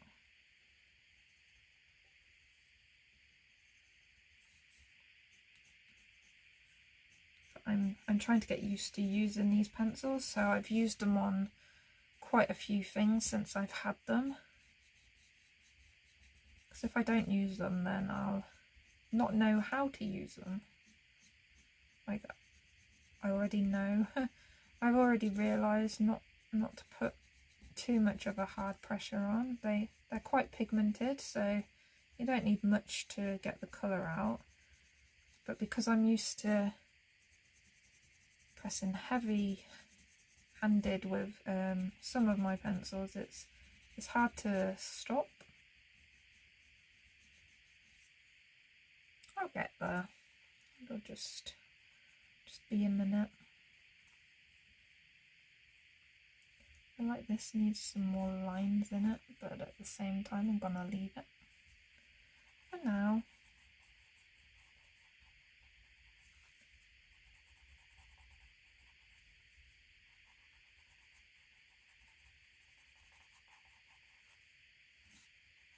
Right, this is where I've got to be a bit more careful in a minute, because I feel like this area, the fringe or bangs, that is the bit that gets noticed more because it's framing the face. Be careful around this dragon as well. To be honest, I should be careful when doing all of it, but I get in the zone and I'm having fun and I just flicking it everywhere, and sometimes it goes on the skin or whatever's next to it. But most of the time I'm okay with that. It doesn't bother me.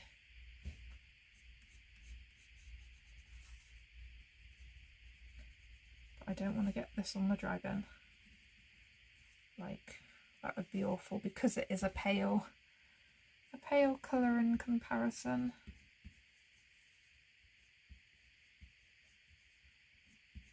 It's okay if it goes on the Posca outline, but not on the actual dragon.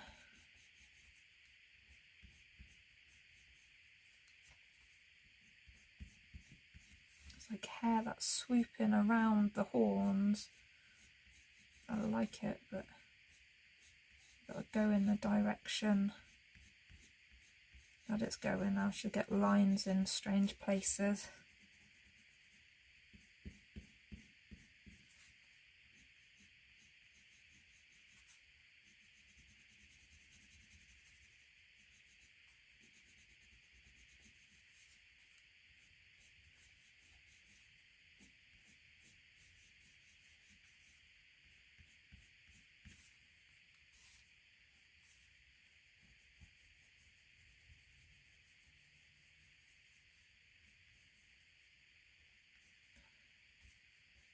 I might do her horns purple, like a purple and black.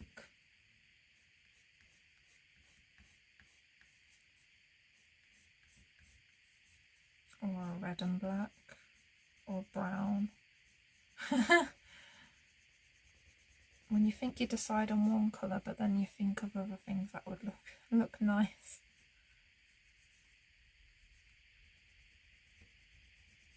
Back there's going to be dark, but that'll have black put into it as well.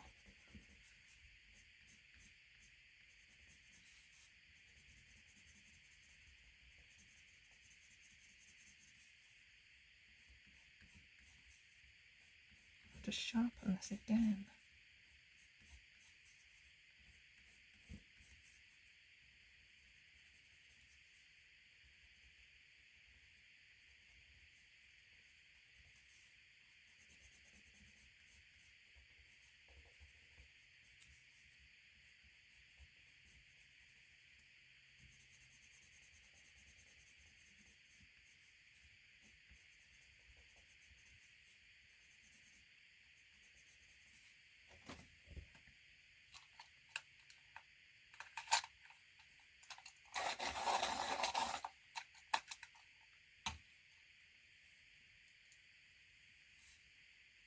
This is going to snap. I can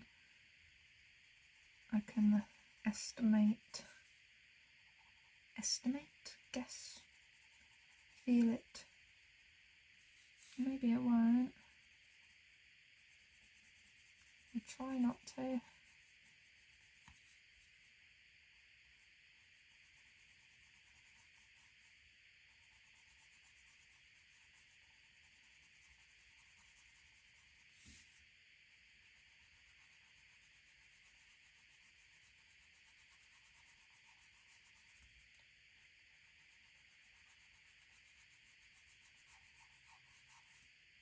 See how I'm doing it darker in the inner bits. Sorry, on the end bits. Inner bits.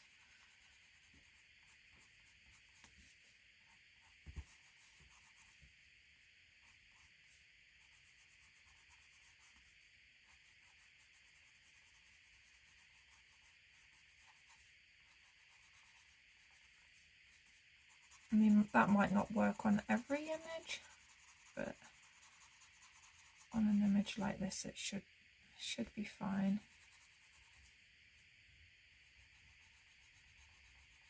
It's getting really windy outside again. It really can't make up its mind. Like some days you think, oh, we're getting the better weather now. Like the other day I literally walked home from work like with my sleeves rolled up and like I wanted to take my jacket off, or my work jacket, and I was like, it's really hot. It was like 19 degrees outside, and I was like, what? Apparently that day it was hotter here than it was in some parts abroad that are known for being hot. Like, not at this time of the year, like that's what I mean. At this time of the year it was hotter here than it was, I think it was, they said it was, I can't remember where they said, but yeah, I can't believe it. Like, we don't get the hot summers that they get, but random days in February.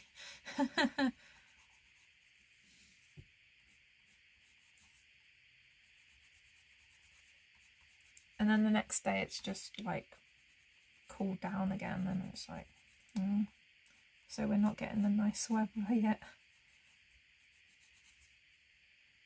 This fringe is a bit strange. It's more of a rough-edged fringe than a normal smooth one. I know what I mean, but I can't explain it. Like normally it's this is choppy. Is that the word? It feels like I've heard that saying before. It's choppy.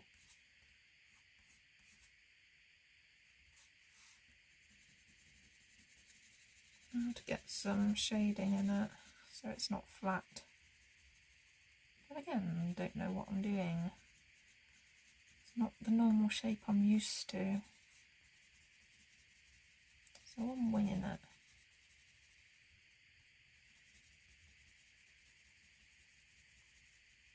When I add the other colours in, it might look better. I hope it looks better, because at the moment I'm not really liking this fringe. I'm going to stop with this colour now, and first I'm going to add my black. First I'm going to have a sip of my drink.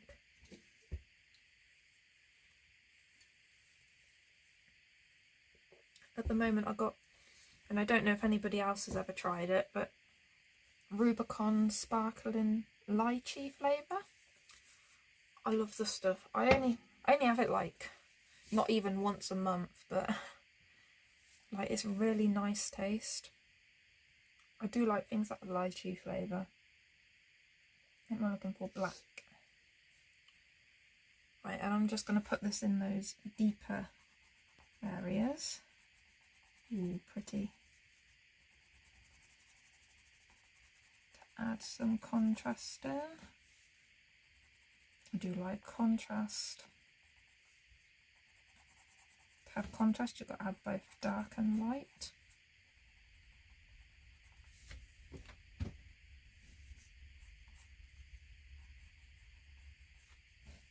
I don't want it everywhere, because I don't want black hair.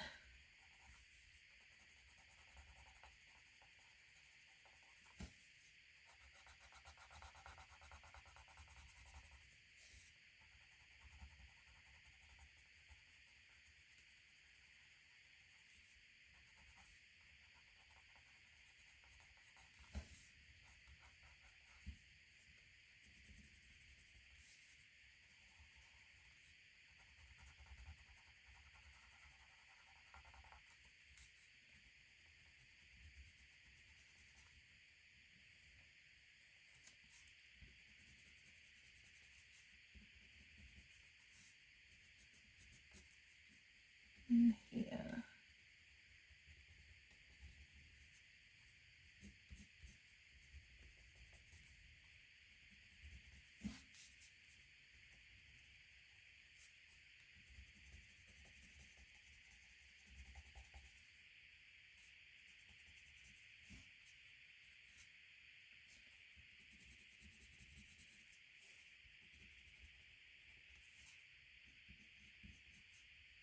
That depth does look better. It's better already.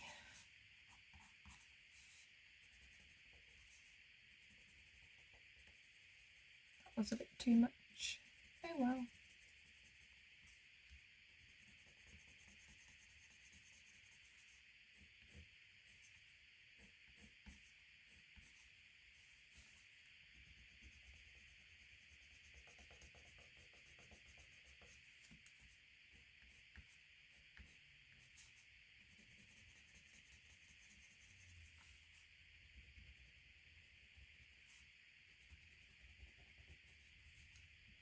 Careful around the dragon.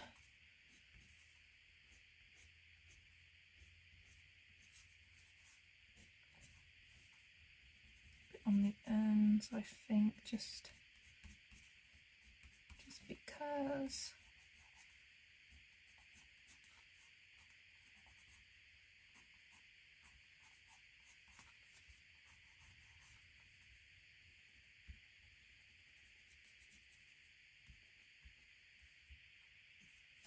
That's enough of the black.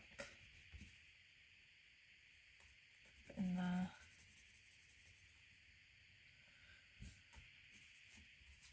More in that bit.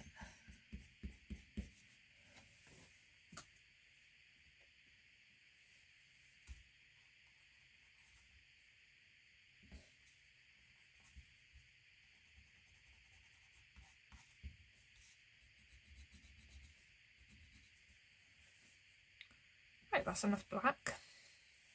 Now I'm going to take that Shiraz. Now this one is quite a lot more red. Where's my paper? I'll show you. So here you have the burgundy, and then above it is the Shiraz, so it's a lot more pinky red. I'm not going to add this in. It should just blend it a bit lighter. Okay, a lot lighter actually.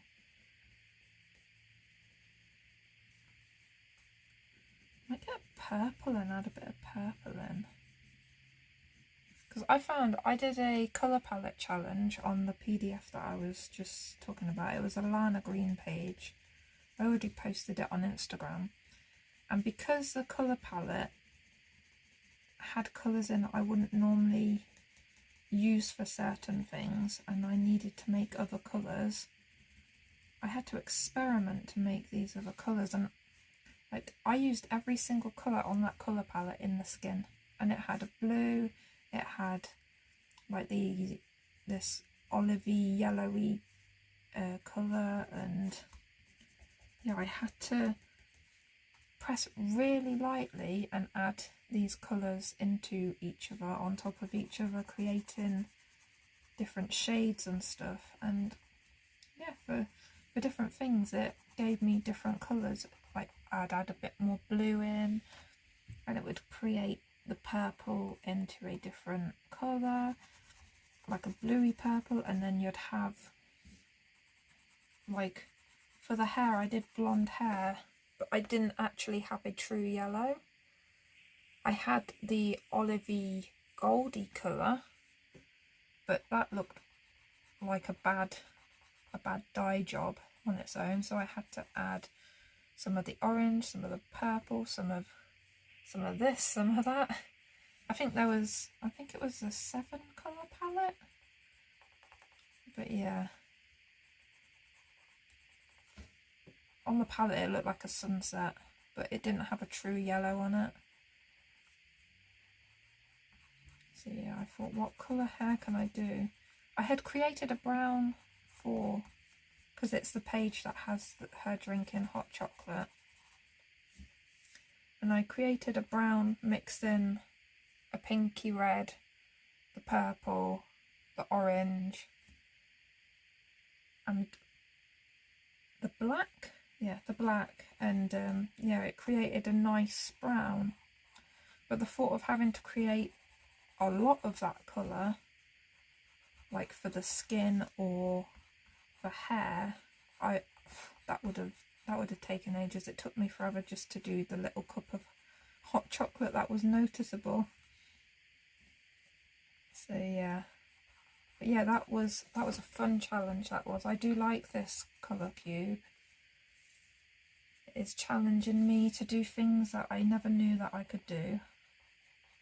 Find new colourways and stuff like that.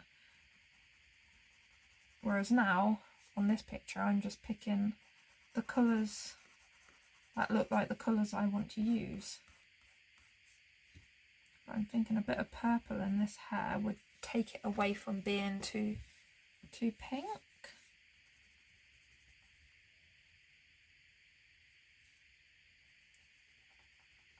In the same way that is technically a white dragon, but it's green.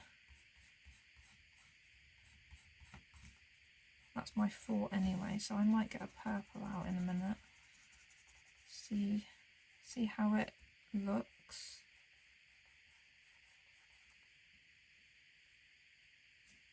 This colour isn't bad, but like I said, I don't really want pink hair. I want a purpley burgundy, not a pinky burgundy. But you're probably thinking, well, why did I pick Shiraz then? I thought, well, it looked like a lighter version of burgundy. Plus, I didn't know the burgundy was going to look so like vibranty. I'm guessing it's different paper.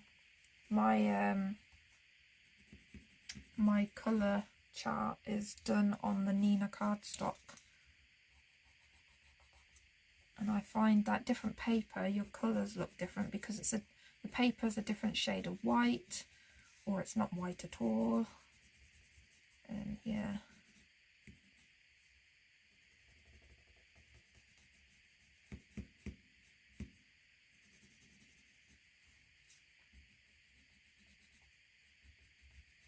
For the most part, it looks the same. It's just slightly brighter, I think.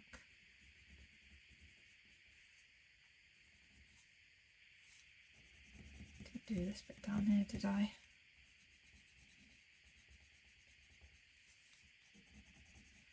My niece was here. Was it like a week now? Almost a week ago. And she goes to me, how long did that chart take you? And I said, oh, a very long time. And then she goes, can I have one? And I'm like, no. The pencils she has, she already, my old Castle Art pencils, and she already has the old chart that I did for that, I think. Yeah, I gave her that. Yeah, because it was a 72 set of Castle Arts. But I think she was talking about because she's got a set of alcohol markers, and normally alcohol markers are quite good and they'll come with like a chart already made that you can just colour in. Well, the ones that I've sort of had in the big set I got of the Shuttle Art Mart, because they came with a card thing. But yeah. And she goes, did you have to draw all those circles by hand? And I was like, yeah, that's what took quite a lot of time, that, and then sorting the colours out. And she was like, oh, I can't do that, I don't have patience for that. And she really doesn't. She doesn't have the patience for that. It's like, when doing any colouring sort of with her, I'll be in the zone, and she'll just stop after like, I don't know, 20 minutes, half an hour. She doesn't do long colouring sessions, whereas I do. but then she'll want to do something else, so you have to stop. Or I'm like, give me 10 more minutes. But yeah, I don't see her as much as I used to, because obviously she's at school, I'm at work, parents are busy, you know. I used to see her quite a lot because I used to look after her.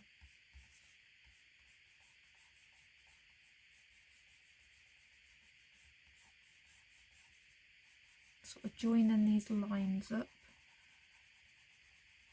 to add more to the fringe. Add another bit in there. So it comes together a bit more once you've filled it in a bit more. That's why I can never do simple colouring. I don't know how people do it. Or they'll just sort of shade a little bit with a colour and then leave it. I look at it and think, that's not finished. But it looks good when they do it. I don't know how it looks good for them, but I feel on my pages I've got to do more. Right, I think this is enough of this colour. I'm going to find a purple that I think would go in there.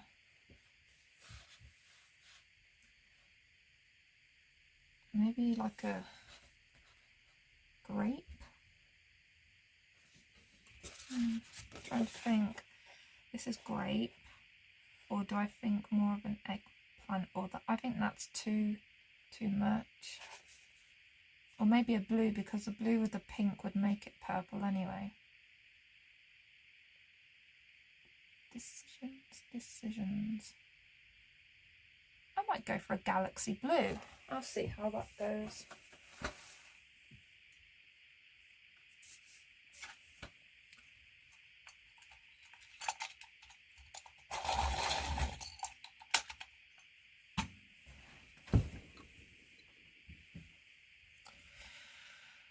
Oh dear, this is, you know, when you try something and you're like, oh, is it going to look okay? I'm going to do it down here.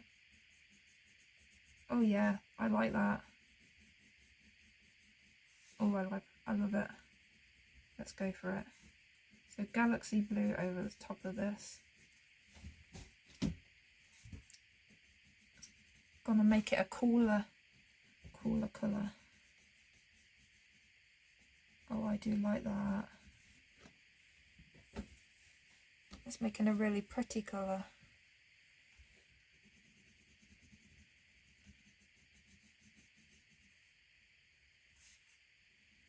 Doesn't matter if a bit of it's still showing,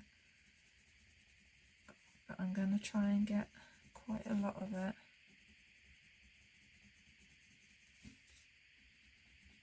I like it with a little bit of it showing. And it looks like she's got different colours in her hair. What do you think? Do you think it's better this way or the other way? And then I'm going to add white to blend it. Yeah, I think this colour's going to look better than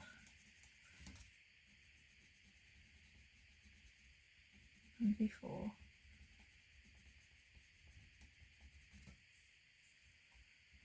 Do I like it? Good decision. Where it could have been the complete opposite though, because I could have picked the wrong shade of blue and then it could have looked a bit strange. I've done that before, picked the wrong, like you're using a warm tone but then you picked something that's too cool.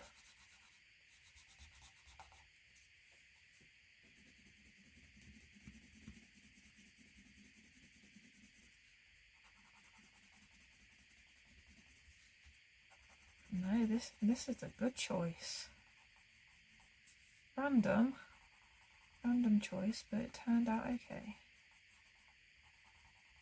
Things are going good today.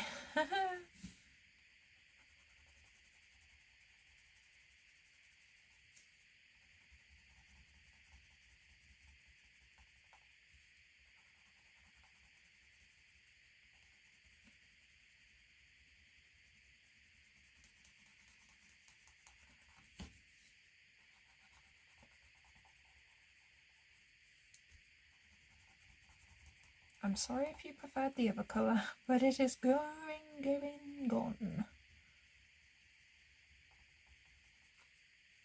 Yeah, I think this goes better with the dragon.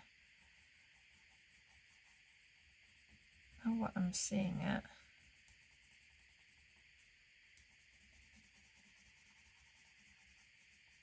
I do find it funny though. Well, not funny, like nice. When you colour in, I'm using a blue pencil, but I'm colouring in purple. Because of the burgundy. You can see when I go off into the lighter sections that it looks more blue, which is really nice. I like having different tones of colours and stuff happening. Because it's like when you look at your own hair, or like even if you've got black hair, some strands might be brown. It's like my hair's blonde, but I have some like coppery tones in there, so it's like it ends up looking like a darker blonde. But yeah, I've got different colour strands that create my overall hair colour, which everybody will. Like I said, even black hair, it's like a black cat. Like some black cats have brown fur and black fur, and then they'll have a few white strands sometimes.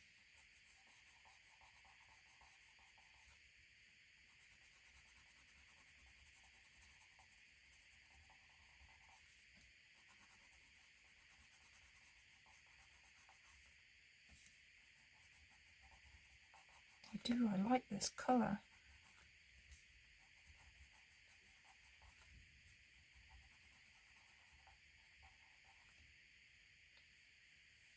I think I'll keep her skin pale as well.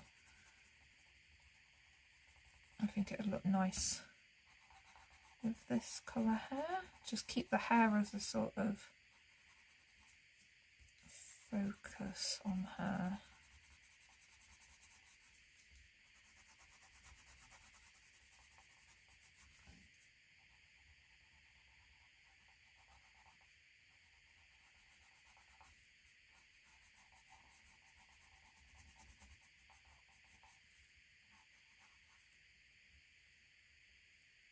I like the fact that you can see a bit of the other colour in places, because I'm not being super careful.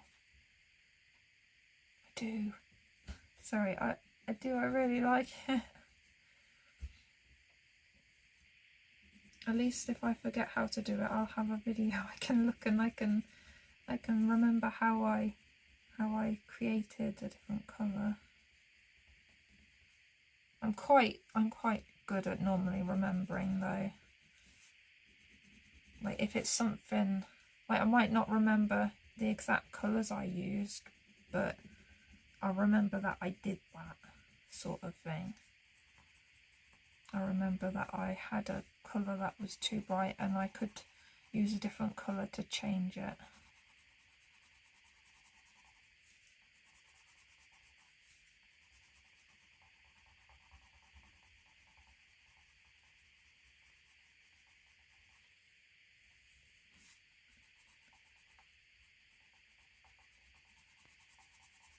Just going to sharpen at the moment.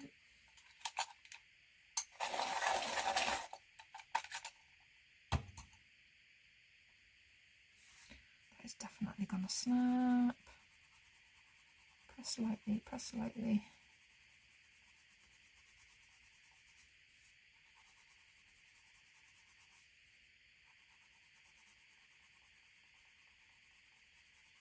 You're being good, it hasn't snapped yet.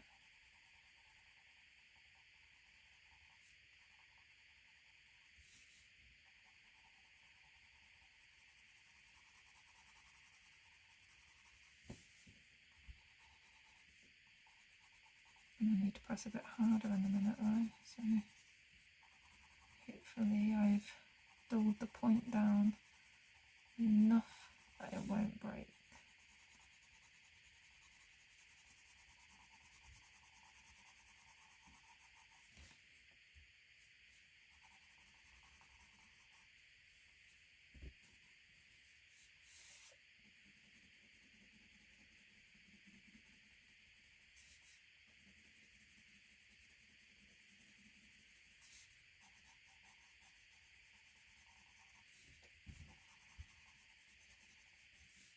I like how much blue is getting into this fringe.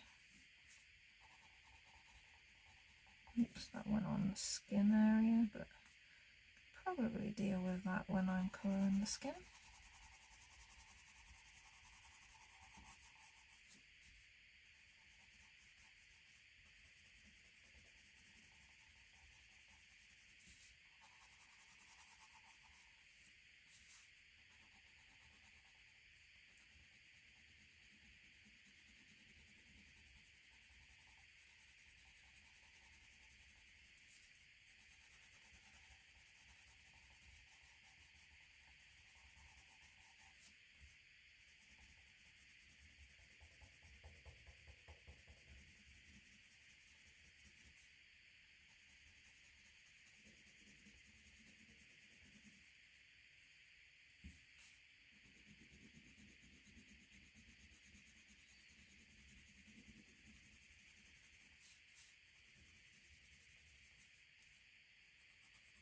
It is actually looking a bit galaxy-like, isn't it?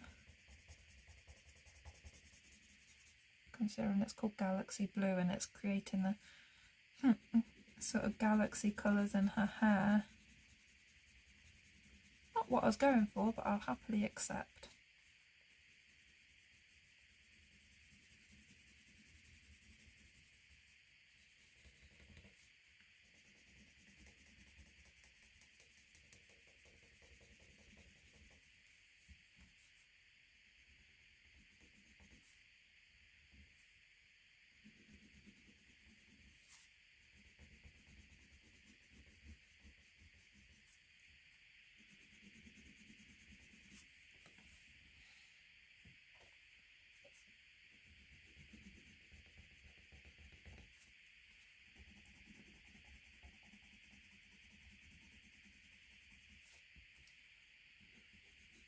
Yeah, this does look nicer next to the dragon.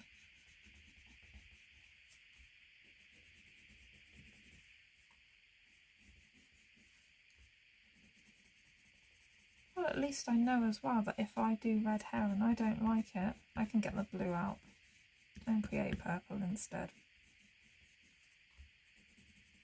Or if I didn't like the reddish colour, I could, like if it was too bright, I could add brown and that would dull it down. It depends what brown you'd choose as well, but yeah. I just like colour. Like, it fascinates me how colours can be changed from adding another colour. And also how people see colour. Because some people see things as like red, but I'm seeing it as pink. Like a shade of pink. It's like some people can't see certain colours. Like the eyes play tricks. It's like you'd think everybody would see colours the same. And then you get people that can't see colour at all. Oh, that would... I wouldn't like that. I like seeing colour.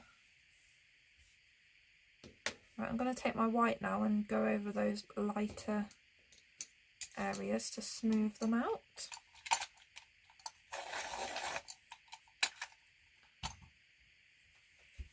Can't believe how much I've got of this done in like one sitting. I'll have to look at the time, but I don't know if I'll carry on with the skin tonight. I might have to do that tomorrow.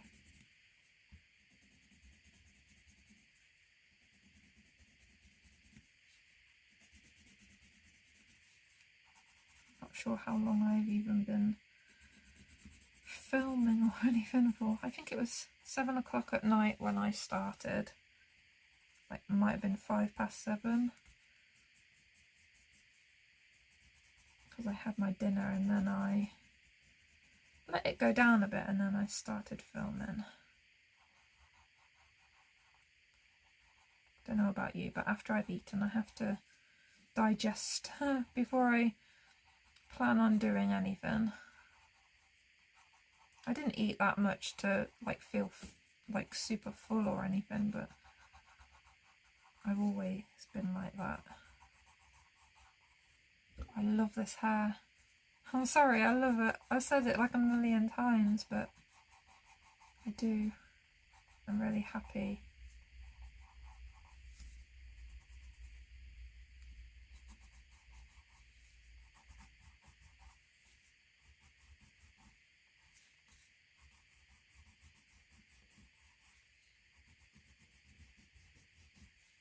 It's adding a nice brightness to this blue as well. Look at that.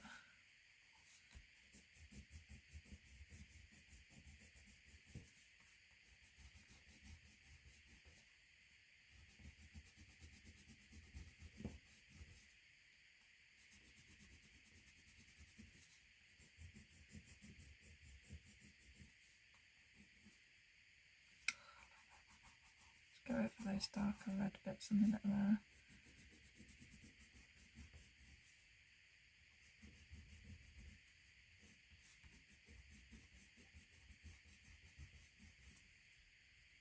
Look at the difference, like just a couple of colours make.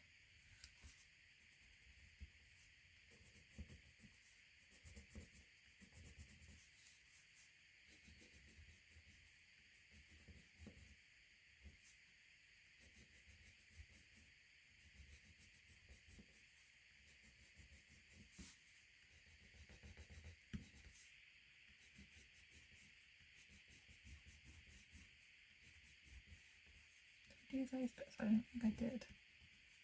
I might have.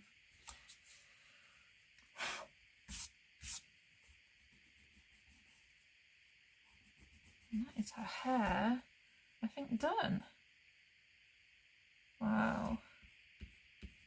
Like I said, super love it. Did I do this bit? I probably did. I'm just over picking at it now. Right, I'm gonna just that red bit there. But no, super duper extra happy.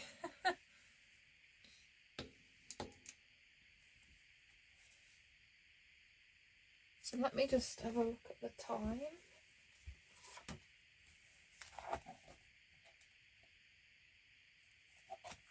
Yeah, I've been going for 2 hours.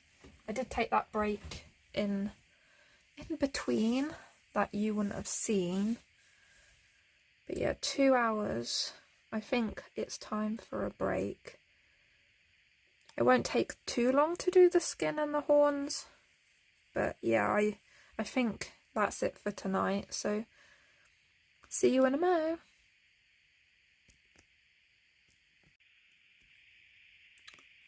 So I'm back and ready to do the skin now. And I've already picked out my colours. Well, I had some of them already out, but the new colours that I've picked out are Peach from the Monarch set, Amethyst from Black Widows, and Rusty from the Monarch set. So I'm first going to go in with the Amethyst to add in where I want my shadows to be. So it's mostly where her fringe is, because the fringe would cast a shadow. So these areas that are just like in between.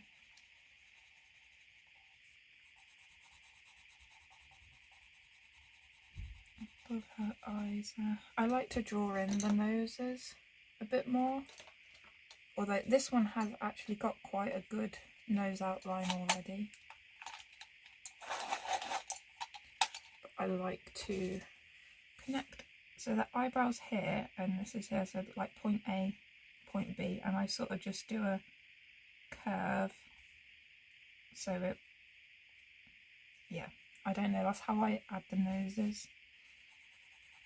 And then this side would have a bit of shadow in. This side would be, but here I like to connect the eye, so I leave a bit of white there. And then those come down a bit, add a bit more of a nostril area.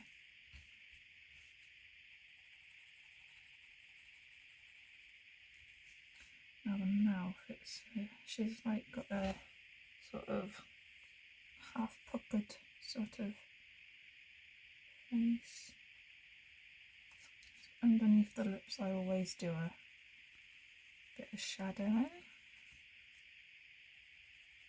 And this side of her face has shadow on. I'm just going to bring that out a bit.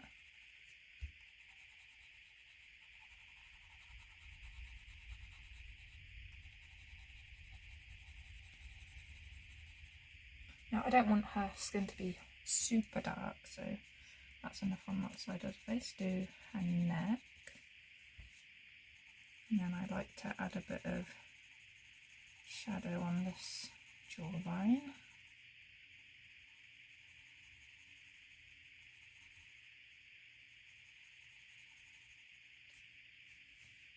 And then there will be a bit on this side, but not as much as the other side, because I like to think the light's coming from this direction a bit. And I do like to add a little bit of, what do you call that? I know the name but I can't think of it. The bit under your nose between your lips.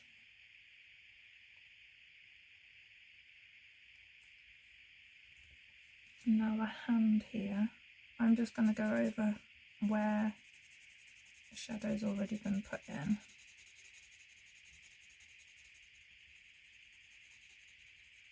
Because quite honestly I don't know where I'd put it.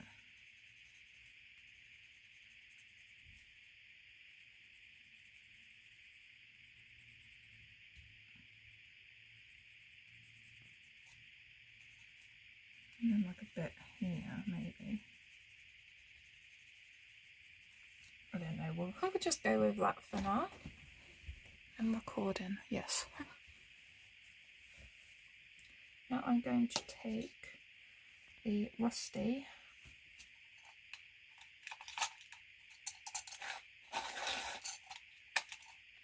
and I'm going to use it to go over the purple lightly. And these will be the colour of my shadows will be. I know I said I wanted her skin to be light, but she still needs shadows.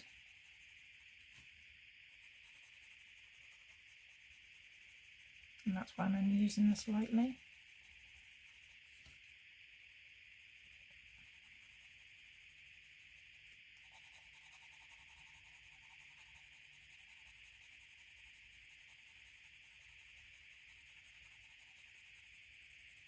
Alternatively, you could just pick a shade of brown to do this, but I always like my undertone to have that purple.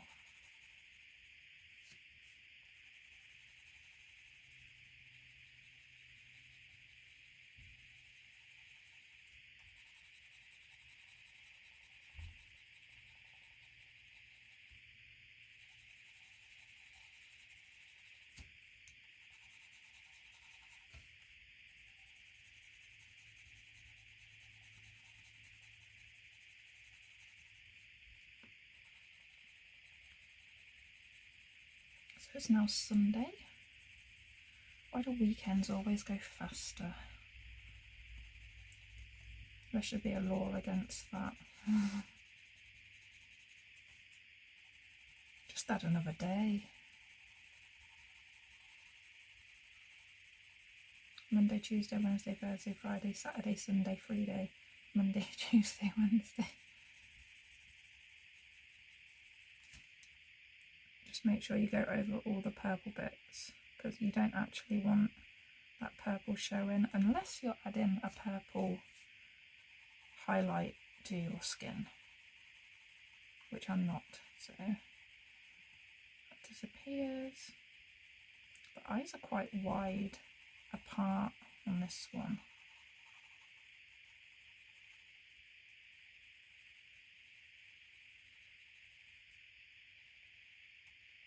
I've done more shadowing than what I was originally planning to, but that's okay. The skin will lighten up a bit once I blend it all together as well, so it's fine.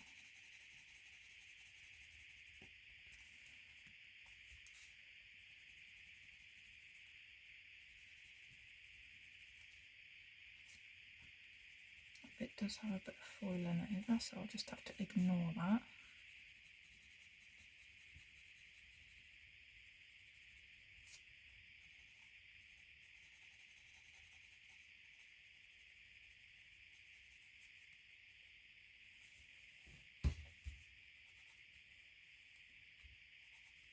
Alright, I'm going to take the pink from earlier that I used on the dragon, which was Bliss, and I'm going to put it in her cheeks as well.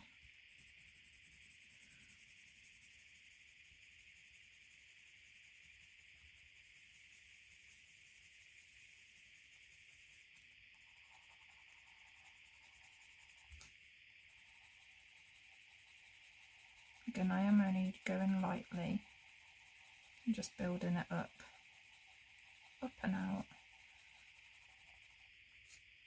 I'd like to add some of this onto the nose as well.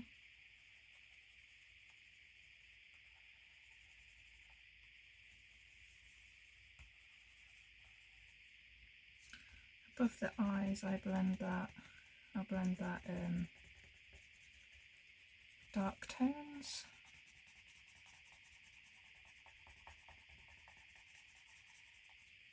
And on her chin, I like to add a little bit,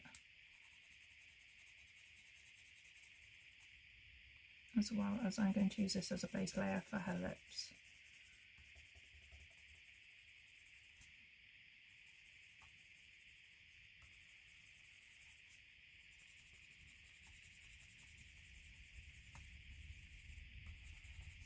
I'll add a bit to her fingertips,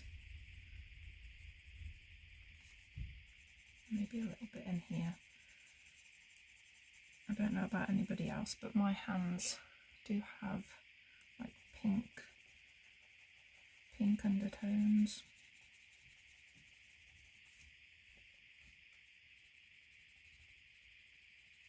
Today's quite a warm day, so they're not as pink as they can be, but yeah, sometimes they just may as well be red. Right, and now I have the peach.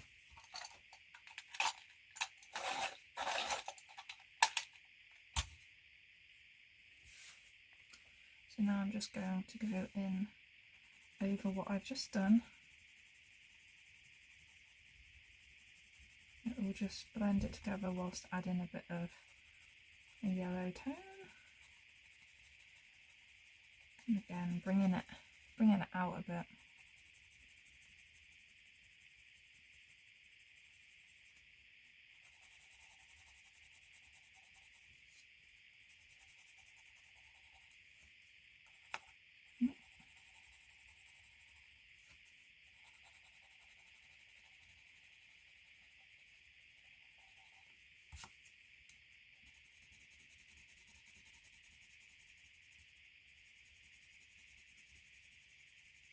I also think her skin is looking darker than what it is because of how pale the dragon is, but that's fine.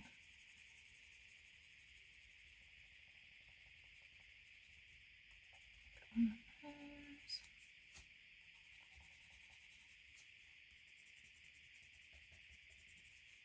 And then the hand. His hand isn't looking very good, but hands are a bit hit and miss for me.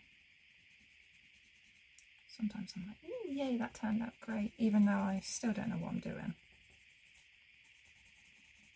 With this one, I'm just following the guide that's already there. Maybe they wanted me to go in a bit darker on these bits. Let me get the purple back.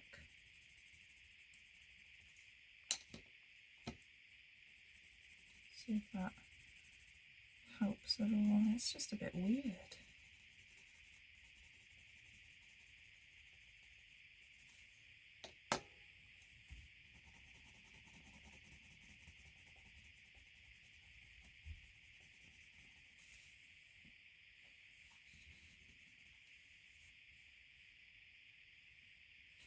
And then, oh, actually a bit more on the nose here.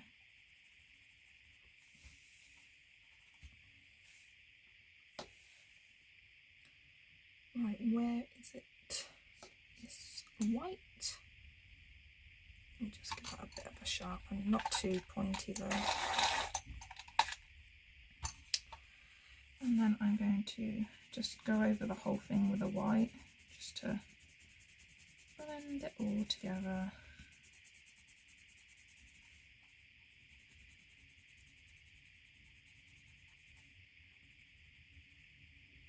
And then I will do her lips.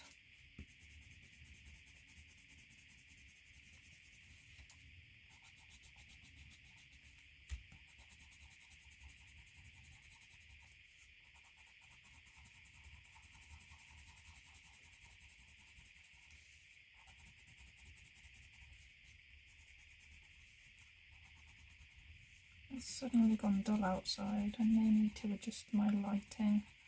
I'll check to see how it looks on camera in a minute.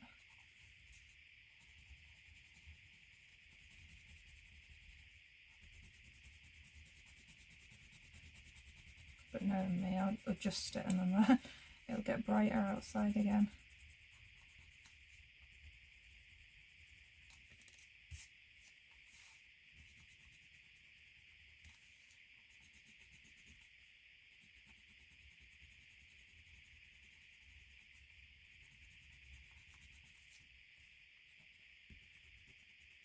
I'm trying to think of what I want to colour after this page, because at the moment I've just completed all the...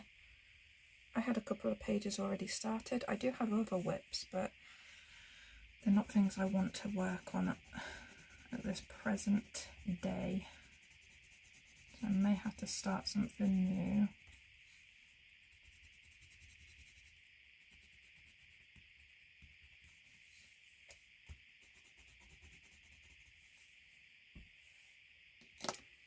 Right, for her lips, I'm going to take that, what is it? Is it that one? Nope. The Shiraz, yes.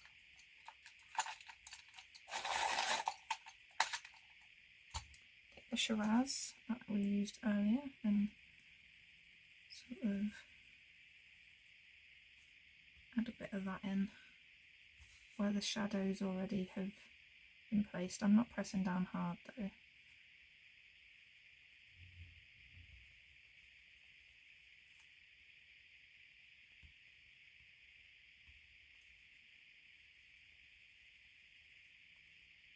In a couple more places where I like to add it.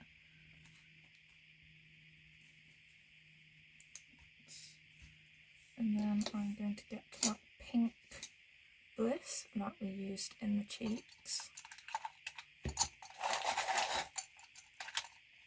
First of all, actually, I'm going to take the black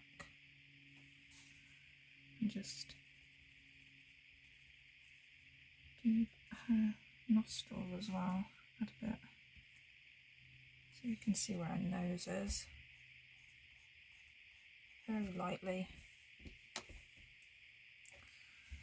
And now I'm going to blend that Shiraz with the blue. Oh my gosh, God, that was quite a lot.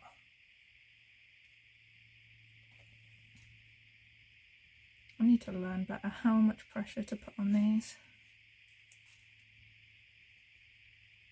One less turn in the sharpener and less pressure.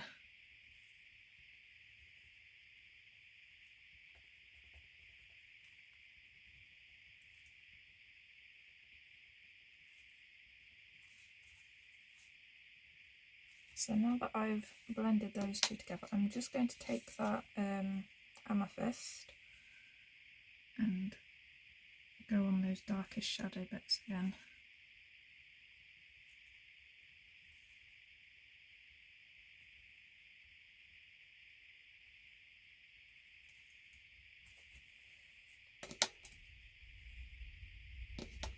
Almost used the wrong colour then.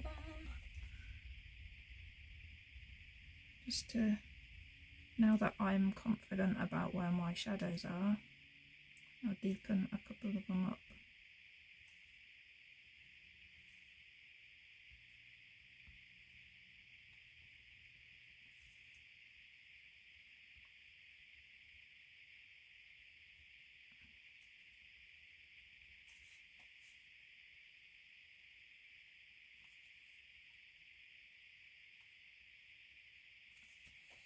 And lastly, I will go in with the white, just blend a little bit.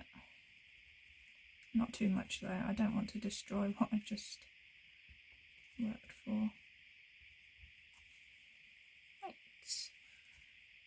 Bit more.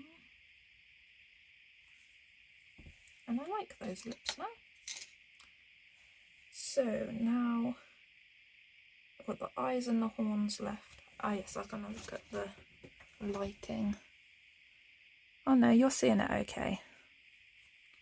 That's okay then.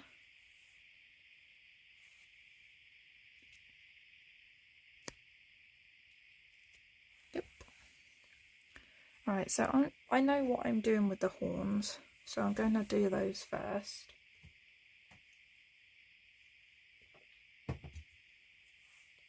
So I'm going to give it a light layer of that burgundy that was once within the hair. Her horns are going to be more on the darker side, just to contrast with this white dragon.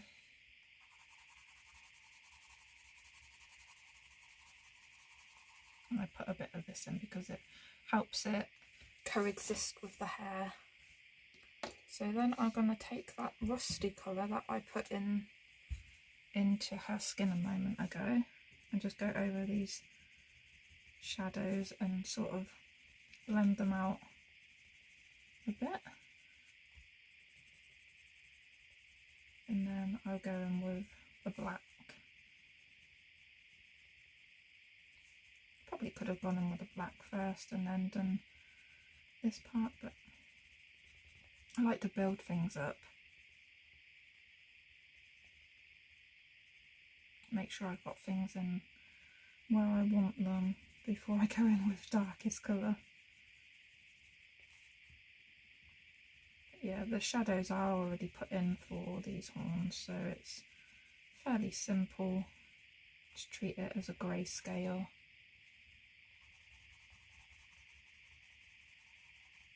This one over this side is a lot darker because it's in the shaded area.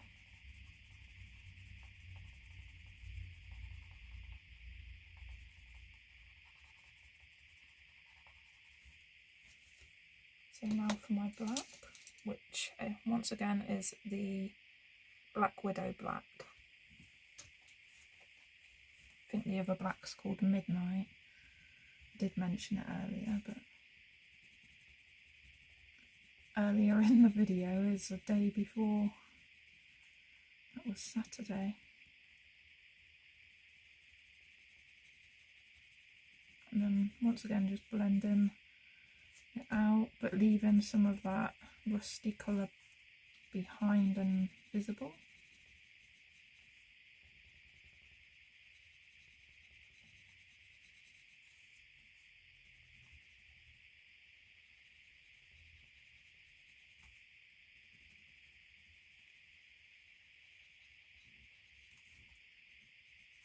First I wasn't sure about getting the Black Widow pencils because when I first heard about them there was only like,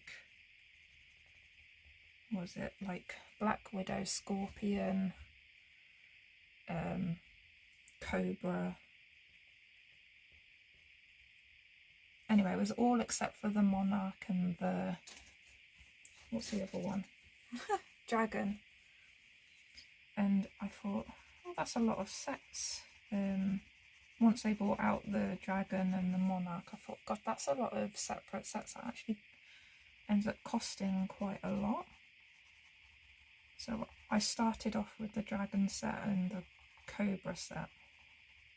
Don't ask me why. And I was like, gosh, I don't have a black or a white, because the black and the whites are in the Monarch and the Black Widow. You'd think I would have got Black Widow to start with, but apparently not. And so yeah, but I liked them, and then I stopped using them so that I could get the rest of them. As I'd need to buy the other tins again because I'd only be using those colours. Yeah, so finally finished that, so now I've started using them properly. So I'm going to take that burgundy back again and add a bit of that red colour back in.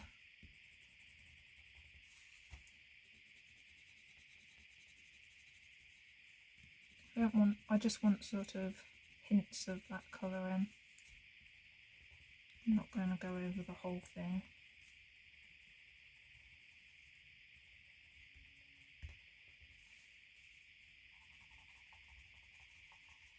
That was pressing down a bit too hard.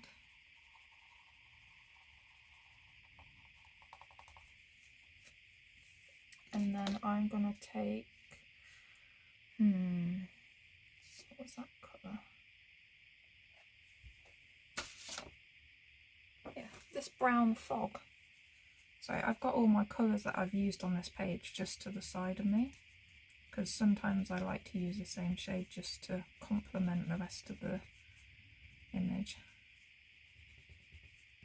So I had to look up what it actually looked like, which is why I do my colour charts, because you can't go off of what it looks like on some of these pencils. Some of them are quite accurate, don't get me wrong, but some of them I would have, like when I was doing my colour chart, I thought, oh, those two would look nice together. Then I swatched them out on a scrap piece of paper and I was like, oh gosh, that one looks quite different. I'll put a couple of different colours in between those two actually.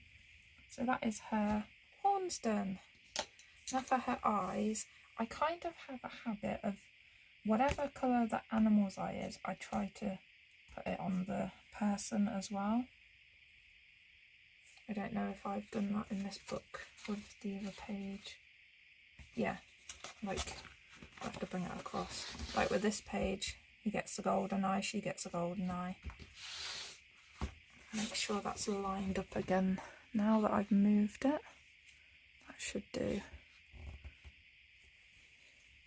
But yeah, I am enjoying how this page has turned out. So I'm going to do her eye that colour. I do have the blues to the side, although I can't quite remember. I think it was these two. The Pleasant Blue and the Forget Me Not.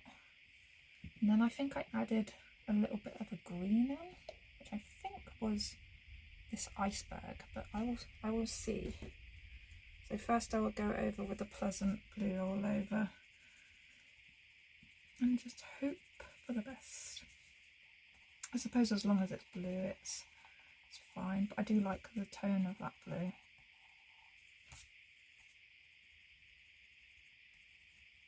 Right, and now in with the Forget Me Not.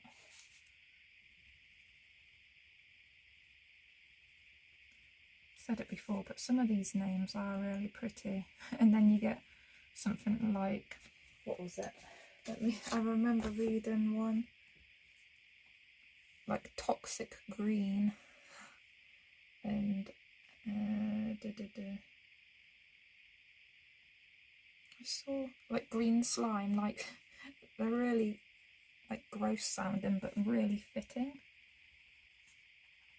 Oh my gosh. How many times have I like crumbled pencils? Will I ever learn?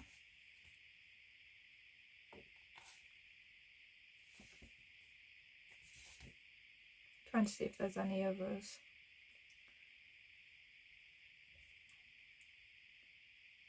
Probably just going over them. Although fudge on here is a pink colour, whereas if you have fudge here, it's always like a caramelly brownish beige colour. Normal fudge anyway. If you get flavoured fudge then you do get some different colours.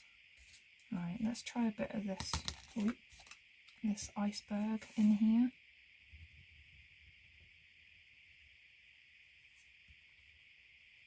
Yeah, that's pretty. Will look a little bit different than the other one. And then I'll just go in again with the Pleasant Blue.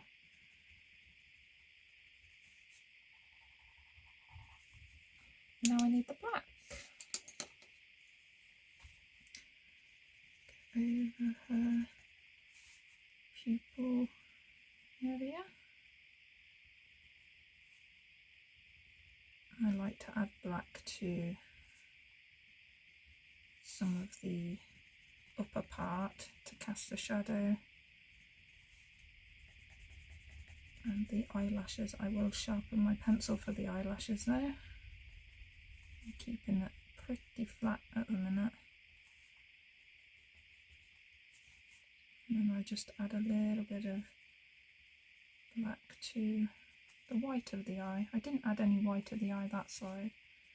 Oh well. It's fine. This one doesn't have any this side because it's, yeah.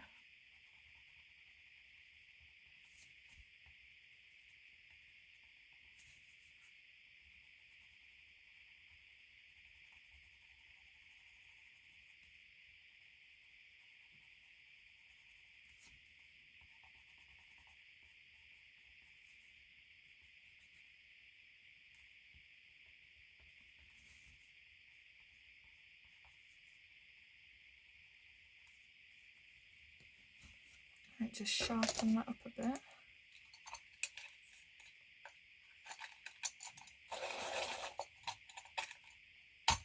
Oh, that might be too much.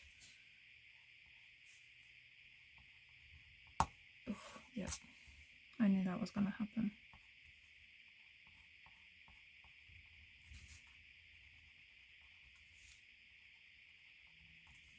And then this side.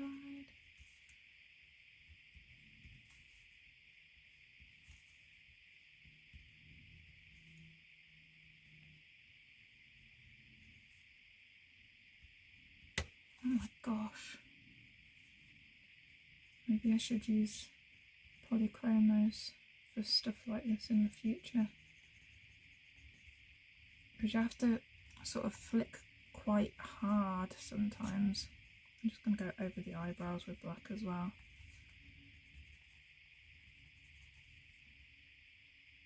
I think she's done. I just got to add the white into the eyes, haven't I? White. Blend those grey bits I created.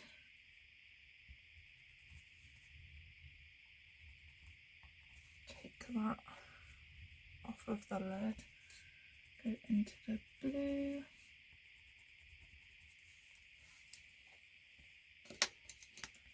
Black bit here. It's quite weird. And then I'm going to get my Posca pen.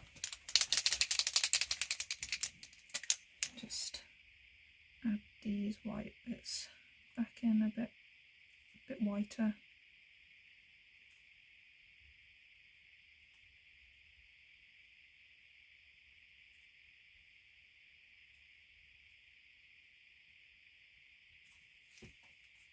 I do like to add extras.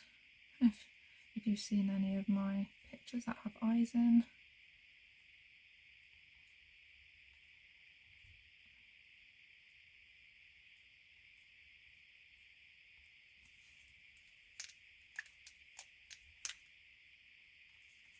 A bit of white there. A couple of dots on the lips. Oh, that one ended up in the wrong place.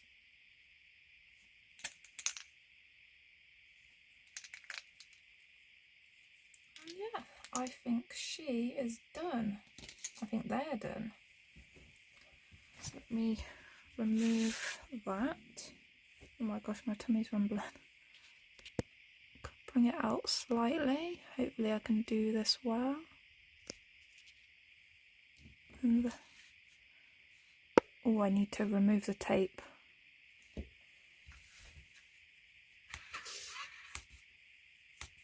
Do it. I go very slowly with tape, and I try to put it on, pull it off the way that I put it on.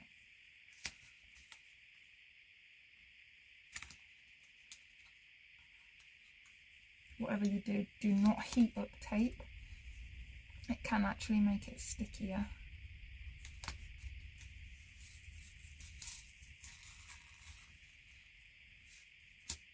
There we go.